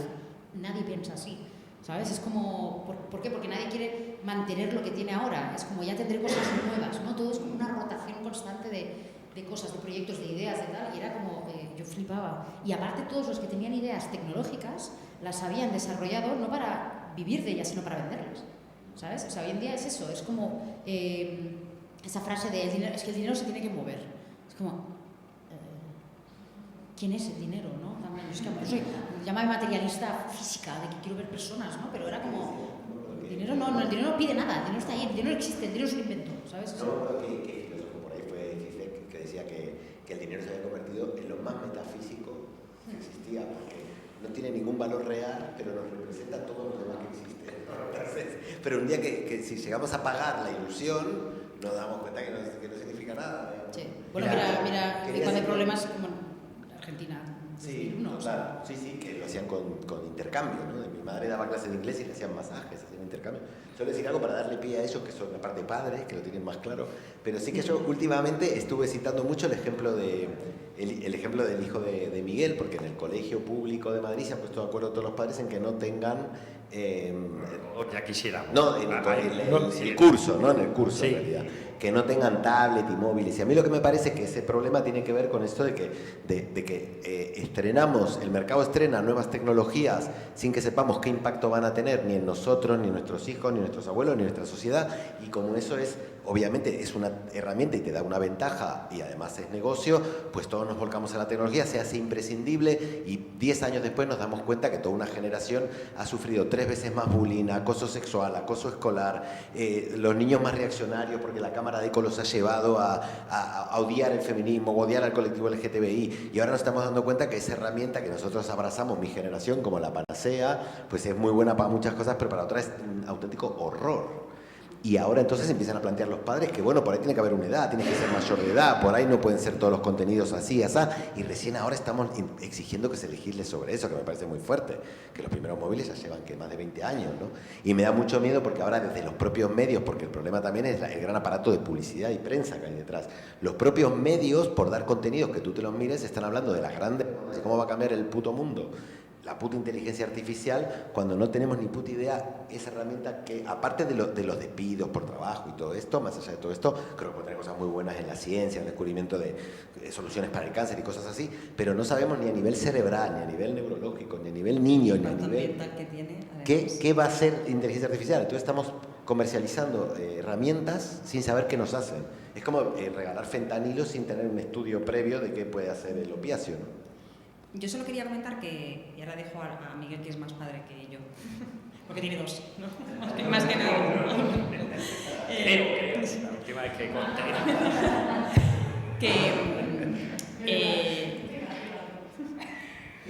No, que yo con las... Yo soy como más, no sé, optimista, no sé de dónde me viene, porque mi hija no es joven todavía, es pequeña, pero sí que soy optimista con las personas jóvenes, porque creo que sí que hay como ejemplos, por ejemplo, asambleas por el clima con personas jóvenes, el Ministerio de Juventud ha hecho estudios para su próxima ley de juventud que pretende aprobar, a ver si se puede. Ha hecho muchos procesos participativos, que es verdad que, bueno, que a ver qué jóvenes participan en esas asambleas, pero en las asambleas ciudadanas que hay en diferentes países, no solamente en España, que se han hecho con jóvenes que cogen a 100 personas del censo y que están obligados a coger a gente del medio rural, del medio urbano, con estudios, sin estudios, de derechas, de izquierdas, o sea, como súper variadas. Y es esa potencia del sentido común, y al final es verdad que sí que se ve en mogollón de estudios que el tema género sí que está polarizando a la juventud, y lo sabemos, ¿no? El tema de la machosfera y demás, no sé qué, pero que a nivel de otras, más allá de eso, que no están polarizados a nivel, por ejemplo, de temas de ecologistas o de ecologismo o de territorio, y salen, y llegan a las mismas conclusiones y a las mismas propuestas. Entonces yo ahí sí que soy, y cosas y personas, o sea, y llegan a las mismas propuestas que lleva haciendo el ecologismo desde siempre, porque son cosas que tienen, ¿no? Pues que están eso, ¿no? que tienen bastante lógica y bastante sentido común, que es, pues, bueno, pues hacer cosas con las que podamos vivir mínimamente decente, ¿no? Entonces yo ahí sí que soy como, o sea, porque creo que sí que hay asideros donde poder ver que más allá de los influencers y de que haya, ¿no? Y que los chavales quieran pues petarlo en las redes y con poco esfuerzo y qué tal y no sé qué, que sí que, no sé, yo ahí sí que soy optimista. O sea, los niños que son muy sensibles y el papel, lo que hacen los niños en las sociedades humanas es asumir que el relato que se cuenta en su sociedad es óptimo y creérselo, es que es lo lógico. Entonces, ¿qué vamos a esperar de los niños y las niñas y tal? Pues bueno, crecen en un mundo muy capitalista, muy movido por toda la alucinación esta digital, muy... Bueno, eso es inevitable un poco. Ahora, ellos son víctimas, o sea, están recién llegados, es lo que están mamando. Ellos son muy sensibles, como un animal en un ecosistema. Ah, vale, este ecosistema va de esto. Claro, ¿qué pasa? Que el ecosistema no está alimentado de ecotopías, está alimentado de Netflix. Y de tal. Bueno, pues entonces los niños así están, sufriendo por tratar de encajar en una cosa tan hostil, ¿no? O sea, pero yo estoy contigo, creo, y luego yo hago talleres mucho con chavales en instituto, incluso los que van así de muy para provocar, de viva Franco, no sé qué, y luego es que son unos pobres, o sea, no tienen ni idea, no, están repitiendo como papagayos, ¿no? O sea, lo que necesitan es un poco de cariño y un contexto en el que florecer, que no. Y luego, ojo, las chicas están a tope, o sea, las chicas en general, las niñas, las adolescentes, las jóvenes, claro, están viviendo un momento que es verdad que es todo horrible, los fascismos, el cambio climático, pero de repente, coño, para las mujeres en ciertos países donde se da la oportunidad de que crezcan, están creciendo, pero es verdad que eso que se les ha ofrecido a las mujeres, a las nuevas mujeres, pues a los nuevos hombres no se les... O sea, los nuevos hombres, dicen, tú sigues jugando a la PlayStation, sigue viendo porno como un loco, sigue como haciendo toda una serie de cosas que te van midiendo tal, y ahora enfréntate con una realidad en la que a lo mejor muchas chicas que son de tu edad ya te están mirando como diciendo, este pavo es tonto. O sea, quiero decir que es una espiral en la que vas metiéndote, pero no es que los chavales se estén metiendo ahí a voluntad, es que están cayendo por el propio peso de las circunstancias, porque yo lo veo en mi hijo, que ya ves las influencias que puede tener de su madre o mías, que son completamente distintas, pero él está fascinado con todo lo... Porque yo creo que lo que dice Almudena Hernando de la corriente de la historia, o sea, ahora mismo la corriente de la historia sopla como un huracán. Entonces, los que ya la vamos poniendo en cuestión, quizá, pues nos vamos desenganchando, pues uso menos el móvil, favorezco otro tipo de actividades, pero la realidad es que lo que hay por la calle rugiendo es esa corriente. Entonces, pues los chavales hacen lo que pueden, pero yo nunca los pondría a ellos como responsables de nada. O sea, en todo caso la responsabilidad la tenemos los adultos. Ellos están sobreviviendo, que ya es jodido, a una situación muy hostil, humanamente muy hostil. Entonces, da tú en los institutos oportunidad de que se genere una socialización buena, positiva entre todos los chavales, quítale las pantallas, genera buen ambiente, eso es lo que van a buscar, eso acabaría, digamos. Y luego hay también yo lo veo en internet, o sea, hay una intoxicación deliberada de los chicos. O sea, yo veo unas cosas en YouTube a veces que alucino. O sea, es que habría que denunciarlo no sé, al Tribunal Supremo sin que esa gente sirviera para algo. Son cosas que son sistemas de intoxicación que no sé si lo hace Putin, la CIA... no, hay una retroalimentación que tiene que ver con el algoritmo. Si tus amiguitos han visto eso, tú has visto eso, el algoritmo te va a decir esas cosas y eso permite que te vendan productos específicos, digamos. No, y que digamos, esa misma víctima eran las mujeres antes y están viendo que ya no funciona, porque nosotras no tenemos una palabra, sororidad, es decir, tenemos un sentido de grupo, nosotras, un sentido de pertenencia que vosotros no tenéis, ni siquiera una palabra para ello, es decir, una pertenencia al grupo, o sea, puedes hacer una prueba con mujeres, es decir, es algo más, no quiero decir místico, pero no sé, se hacen fiestas en discotecas, en Londres, en Berlín, aquí en principio lo van a hacer, de solo hay mujeres, solo pueden entrar mujeres, ¿vale? Se llena, las tías locas, desmelenadas, bailando toda la noche, disfrutando de no sé qué, lo mejor que me he pasado, hacemos un montón, no van, no quieren ir. Pero no es culpa suya, no es que sean animalotes que solo quieren meterla. No, les han vendido que ellos sirven para la conquista. Ellos tienen que ganar cosas, conquistar cosas y tal.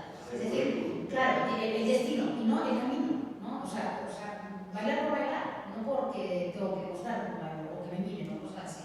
Entonces, nosotras, por primera vez, lo que tú dices, estamos tomando una delantera, o sea, y no nace desde el odio, y mira que podría haber mucho, nace desde la celebración de lo positivo, es decir, entre nosotros estamos bien. Si te quieres venir, mira qué bien que estamos. Por lo menos yo así vas con mi trabajo, es decir, yo intento con las ventas con el mundo, así, en lugar de decir, además de ser todas, ¿vale? Que hay hijos de puta y otros es un tonto, ¿vale?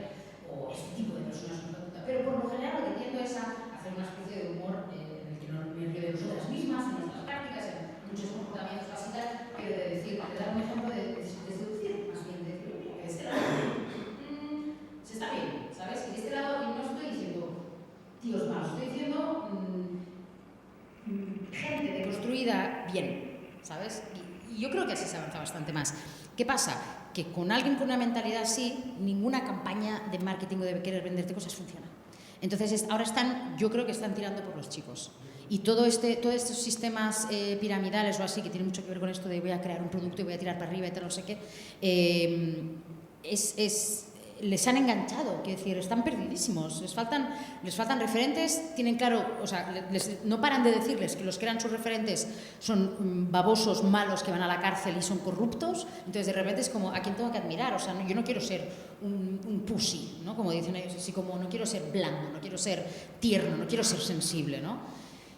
Pero bueno, también tienes que mirar, si es algo que te aparece mucho, háztelo ver, porque a lo mejor es que tu algoritmo ya se ha dirigido hacia ahí porque te fascina tanto en el mal sentido que lo miras mucho, entonces te enseña cada vez más y a lo mejor el mundo no está tan mal. Y también en los medios, o sea, a los medios les encanta decir que está todo mal, está todo perdido.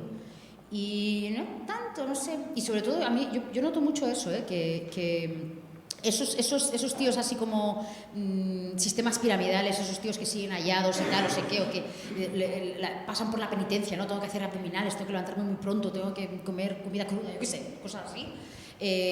Son los primeros que fueron en la Dan a ayudar. O sea, son sencillos, o sea, necesitan saber que sirven. Ese es el tema, ¿no? Y a lo mejor tienen que aprender que ese servir ya no es abrirme la puerta del coche, ¿sabes? Tienen que redirigir esa utilidad que tienen. Y por ahora pues intentan hacer sudaderas.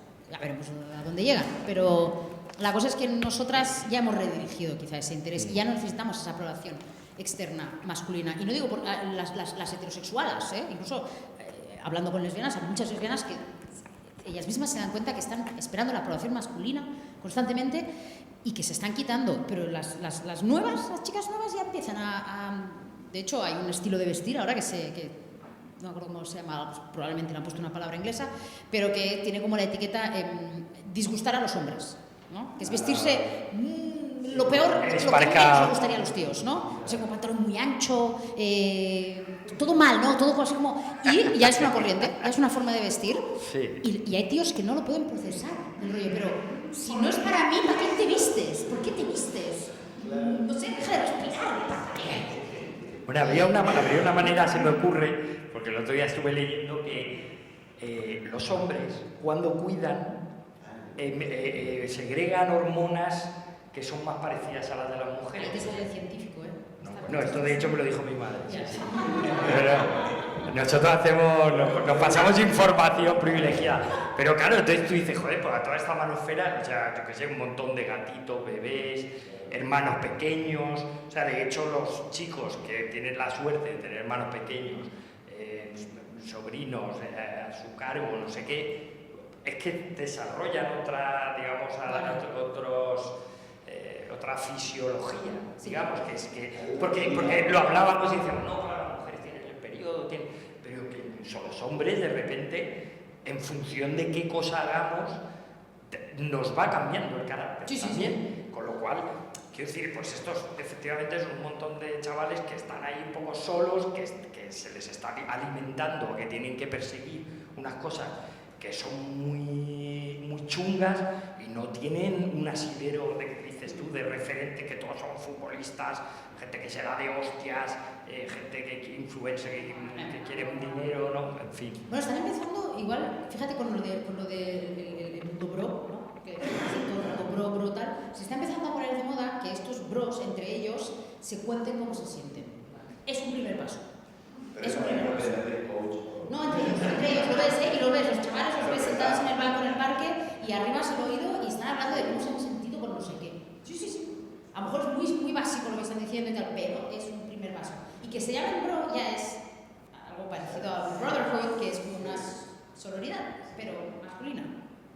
No sé. Yo quería aportar una nota científica con respecto a eso de las hormonas, que los estudios que se han hecho, ¿no? De las diferencias de sexo entre hombre y mujer, los roles y tal, todas esas cosas, que es verdad que lo científico, bueno, los científicos de la mayoría de las veces han sido señores, ¿no? O sea, soy médico, porque soy psiquiatra, para un poco poner en contexto. Claro, cuando nosotros hemos escrito con los científicos, la rama científica, ha habido de hombres, la visión de la ciencia, por mucho que quieras científica, parte de una observación, de las hipótesis que luego se confirman o no, pero es una teoría, ¿no? Entonces, siempre ha habido esta idea como para los cuidados de las mujeres, tal, obviamente hay una parte ecológica, nosotros somos más avanzadas y tal, pero que luego no es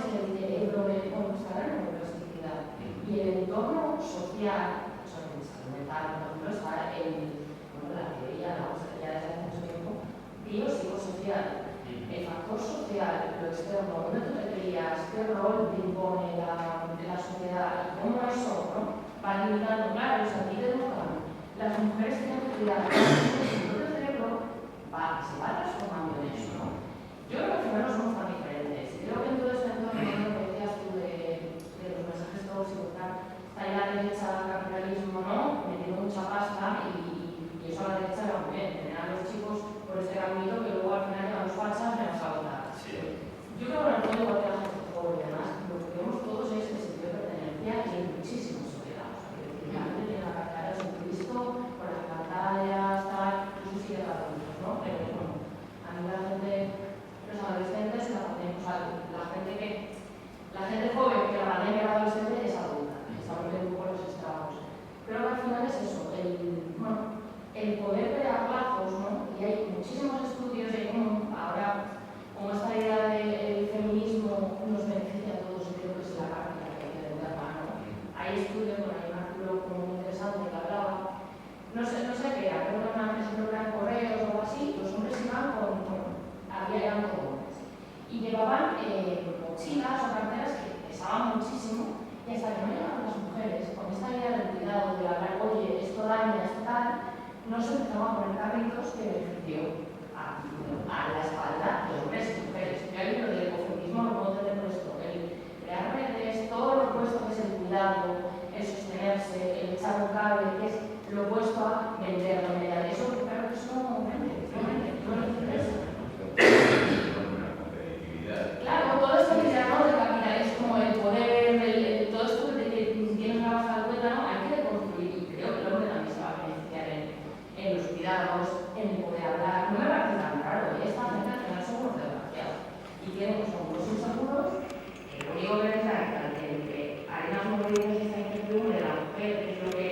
Porque esto no es que la mujer necesita al hombre para sentir, es que ellos en el narcisismo miran que esta es una mirada por dentro y está al otro. Entonces, en estos momentos, ¿no? De tanta incertidumbre, de tanto ruido, de tanta hostilidad, lo que da seguridad, lo que se lleva muy mal. Se empieza a polarizar. Las mujeres a un lado, el hombre es el enemigo y los hombres todas putas, ¿no? Por lo tradicional, pero que al final no es cada uno está intentando gestionar como buenamente puede. Entonces, no me extraña, porque al final están solísimos.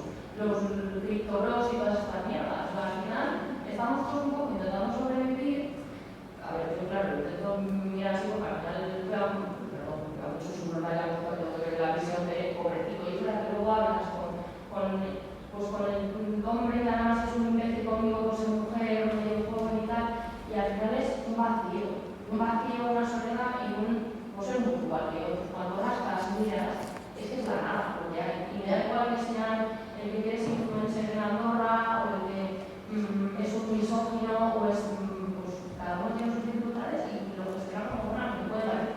Que creo que somos un poco, y esta es la parte de decir, yo soy tengo como mucha grana, porque creo que en el fondo beneficio es un por lo mismo, pero cuesta incluso admitir un criptobro o un contaminante estrellado, admita, ¿no? Se muestra vulnerable. Te iba a decir esa palabra, vulnerabilidad, o decir, no estoy bien, me gustaría hablar, todo el día, hoy no quiero hacer reflexiones. No puedo hacer reflexión,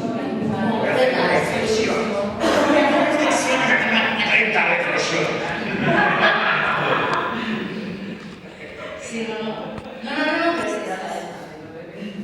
O sea, no. Si yo me quejo y soy alguien que vos sola estoy viviendo ahí y solo a veces entro un poco en contacto con la realidad de lo que pasa para hacer alguna viñeta, tú que estás en consulta todo en la pública, todo el día recibiendo gente que quiere su pastillita, pues.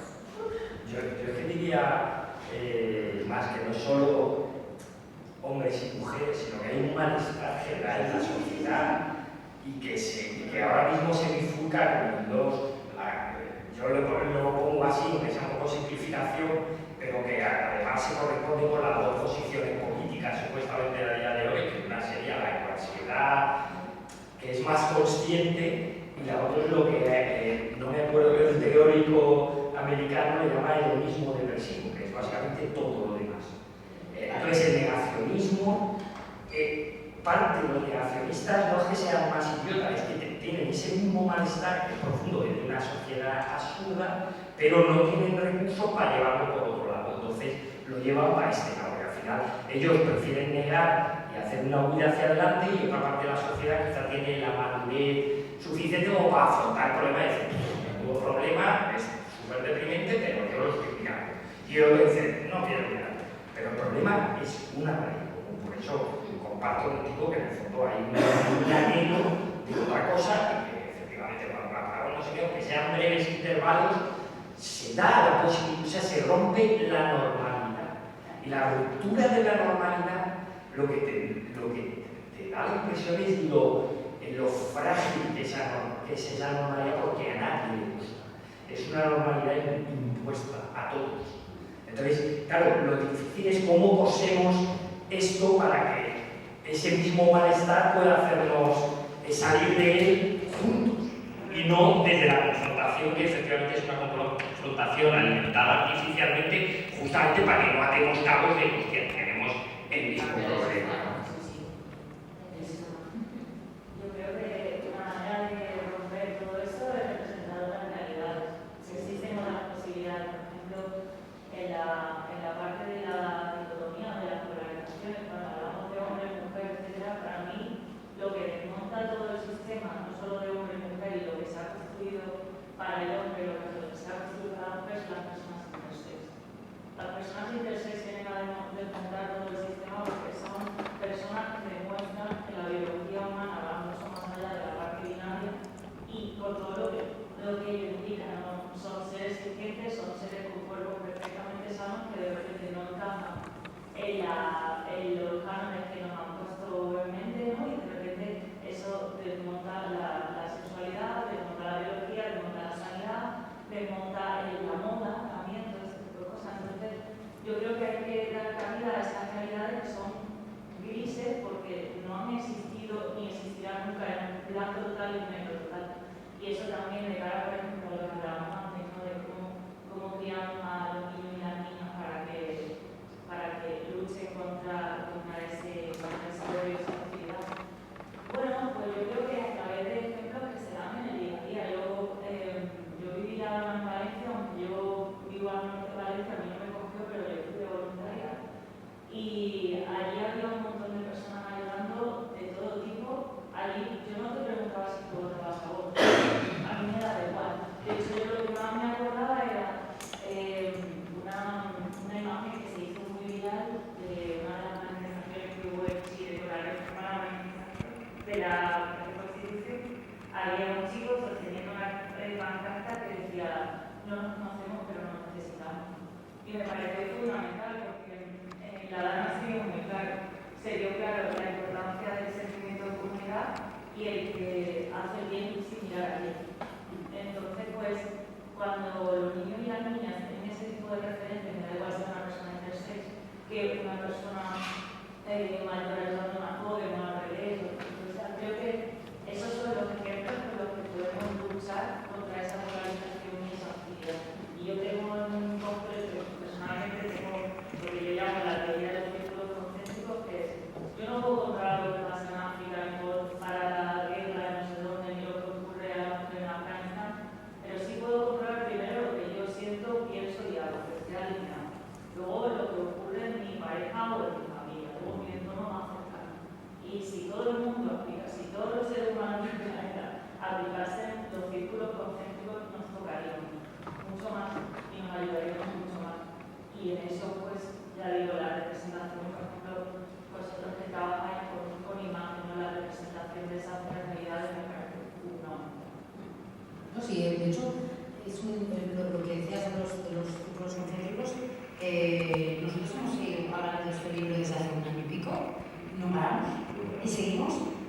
Y a mí me parece una labor, por poner el parecido, evangelizadora casi, en el sentido que yo tengo la sensación de que cada vez que hacemos una de estas charlas, aunque venga poca gente, algo, ya, o sea, ese círculo es un poco grande, ¿no? Y así, cada uno puede empezar a hablar de ese otro círculo, y así, ¿no? Entonces es como, es más lento, pero bueno, yo soy partidaria de los gráficos lentos, ¿no? Y luego un apunte, eso que decías de la gente intersex, a los fans de lo ancestral son una figura admirada en muchas culturas y en una postura sagrada, prácticamente. De hecho, hay un nombre, en algunas culturas tiene un nombre india. Desde la India sé que hay todos los seguidores de diosas y tal, pero sí, por ejemplo, yo le hago mucho honor a esto, porque el gran, digamos, patrón de la sátira en realidad es Dioniso, de la cultura griega, que era griego, venía de Oriente, digamos, las invasiones y en realidad tengo libros de antropólogos, etcétera, sobre el mito de Dioniso. Originalmente era un hombre y una mujer, el mito de Dioniso, y era porque en realidad venía de culturas mágicas, ahora recolectores sobre ese intermedio antes de las grandes civilizaciones que se vuelven monoteístas, y era en realidad el agradecimiento de cuando el ser humano descubre la agricultura. Y entonces era también la madre tierra, no solo era la uva, el vino y tal. Y también era como el festejar el veneno del vino que nos permite desinhibirnos, y por eso también era mitad y mitad. Y como los ritos dionisíacos, era cuando llevaban el monstruo que se convertía en vino, uno era llorar las penas y la otra burlarse y alterar el orden del poder y poder reírse también de las autoridades y tal. De ahí nació el teatro, de ahí nació la comedia y la tragedia. Y entonces nosotros que nos dedicamos a la sátira, nuestro dios es Dioniso, ¿no? Y digo que es curioso porque es justamente es mitad y mitad, ¿no? Y me acuerdo leyendo hace nada un libro que me había recomendado Elisa McLaughlin, que es una amiga que es crítica de cómics y guionista, que se llama Formas de Existir, se lo comentaba hoy a Miguel, Formas de Existir, inteligencia no humana en el planeta Tierra. Y no es sobre extraterrestres, es sobre naturaleza. Sobre naturaleza habla de que el concepto de inteligencia, claro, lo hemos hecho nosotros y hasta hace muy poco a la ciencia misma negaba que hubiera inteligencia no humana. Y ahora sabemos que, pero con experimentos científicos, digamos, que en un bosque, uno que cuenta que ponen el sonido de una oruga, que bueno, primero ponen sonido del coche, no pasa nada, un bosque tremendo en Canadá, de hectáreas y hectáreas. Ponen sonido de pájaro, no pasa nada. Ponen sonido de una oruga que se come las raíces y inmediatamente hasta el último árbol, a kilómetros y kilómetros, empieza a segregar una savia tóxica para esas orugas. Quiere decir que se comunican los árboles, se comunican a través de los hongos que conectan a las propias raíces, y entonces te empieza a hablar de que el gran problema no es la inteligencia artificial, sino que creemos que inteligencia es solo la humana y encima la estamos entrenando con lo peor de la inteligencia, que es la inteligencia binaria y ultra neoliberal de Internet, ¿no? Entonces empieza a decir, claro, como la naturaleza en realidad tiene grises, no es blanco y negra, la mutación va haciendo que lo que hoy crees que es un blanco y negro en miles de años ha cambiado, y todo este cuento de experimentos como de que habían creado en el MIT ordenadores en los años 60 ya, que no eran realmente ordenadores, querían ver cómo desalojar San Francisco si venía un super tsunami. Entonces habían creado un mapa de San Francisco y con un hongo mucilaginoso que es muy hábil para encontrar fuentes de humedad y no sé qué, pues habían puesto, suponete, las cañerías están aquí, esto están aquí, no sé qué, y entonces el hongo enseguida encontró los caminos más rápidos para desalojar a la población simplemente por su... Y entonces lo tenían para saber cómo desalojar San Francisco, ¿no? Entonces contaba, y justamente contaba eso, que había que aplicar el no binarismo a las tecnologías si queremos que tenga una función más relativa a la naturaleza y no solo al mercado, que suele ser binario, porque nos necesita encuadrar en cuanto a ver qué nos venden, ¿no? También. Y por eso también creo que un poco lo de la polarización es tan grande, porque estas nuevas herramientas, que son muy buenas para un montón de otras cosas, son muy malas en el sentido de que el algoritmo nos polariza, claro. Y creo que también que la sensación de apocalipsis que tenemos constante tiene que ver también con algo parecido. Antes los medios eran un periódico tiene un editor o una editora que tiene que elegir qué es noticia y qué no, porque solo tiene 20 páginas por día. Una vez que empieza a ver canales de televisión 24 horas de noticias y luego internet con 80.000 canales de noticias, tienen que rellenar todo el tiempo. Ha habido un bombardeo en Ucrania y te lo repiten 70 veces. Entonces tu sensación es que ha habido 70 bombardeos en Ucrania, ¿no? Y encima Ucrania está más cerca que nunca. Y sin embargo eso, al revés, en vez de hacernos más conscientes que está pasando con Gaza, nos hace más impermeables al dolor ajeno. Porque ya nos parece todo un espectáculo, pero nos da una sensación constante de que vivimos un apocalipsis. Y en realidad no es peor de lo que pasaba en la Segunda Guerra Mundial, o en la Primera Guerra Mundial, digamos.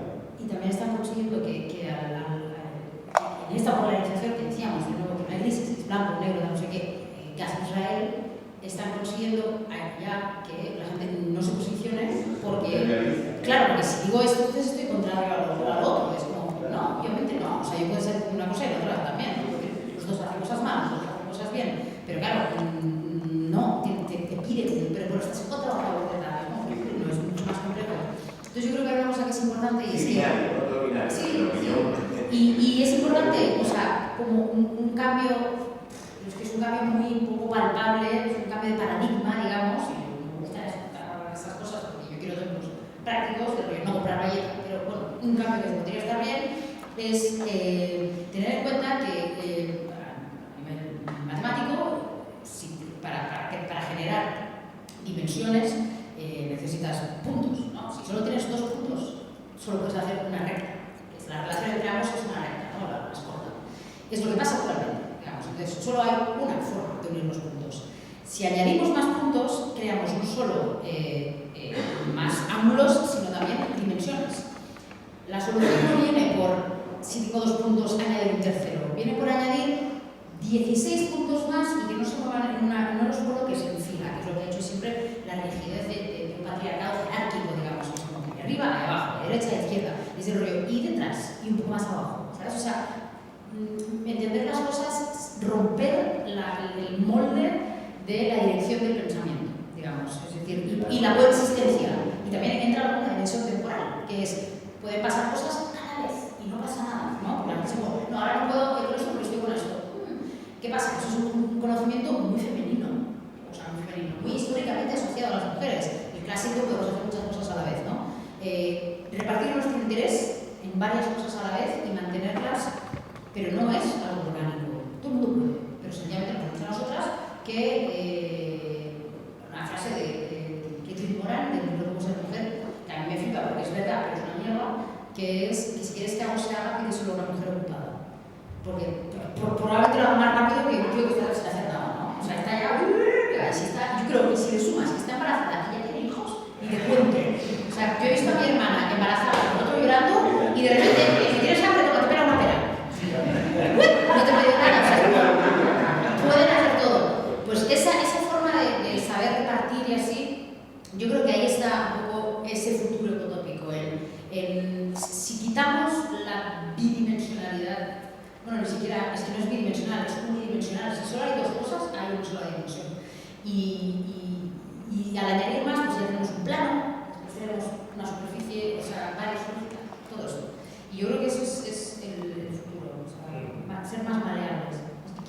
Estaba pensando en una cosa que hablábamos mucho en el proceso del Gran Giro, ¿os acordáis? De Joanna Macy, que tiene un libro sobre la esperanza activa, y ella habla del Gran Giro como un proceso de acumulación de experiencias de apoyo mutuo, aquí y allá, que van al final generando comunidades que se adaptan mejor a los cambios, comunidades más resilientes, comunidades más diversas, y que son capaces de generar entusiasmo. Y entonces ella dice, llega un momento en el que son capaces de poner en marcha acciones decididas para cambiar el sistema, ¿no? De pequeñas acumulaciones de puntos que se van uniendo y van generando cosas diversas y van... Claro, tiene que ser de golpe.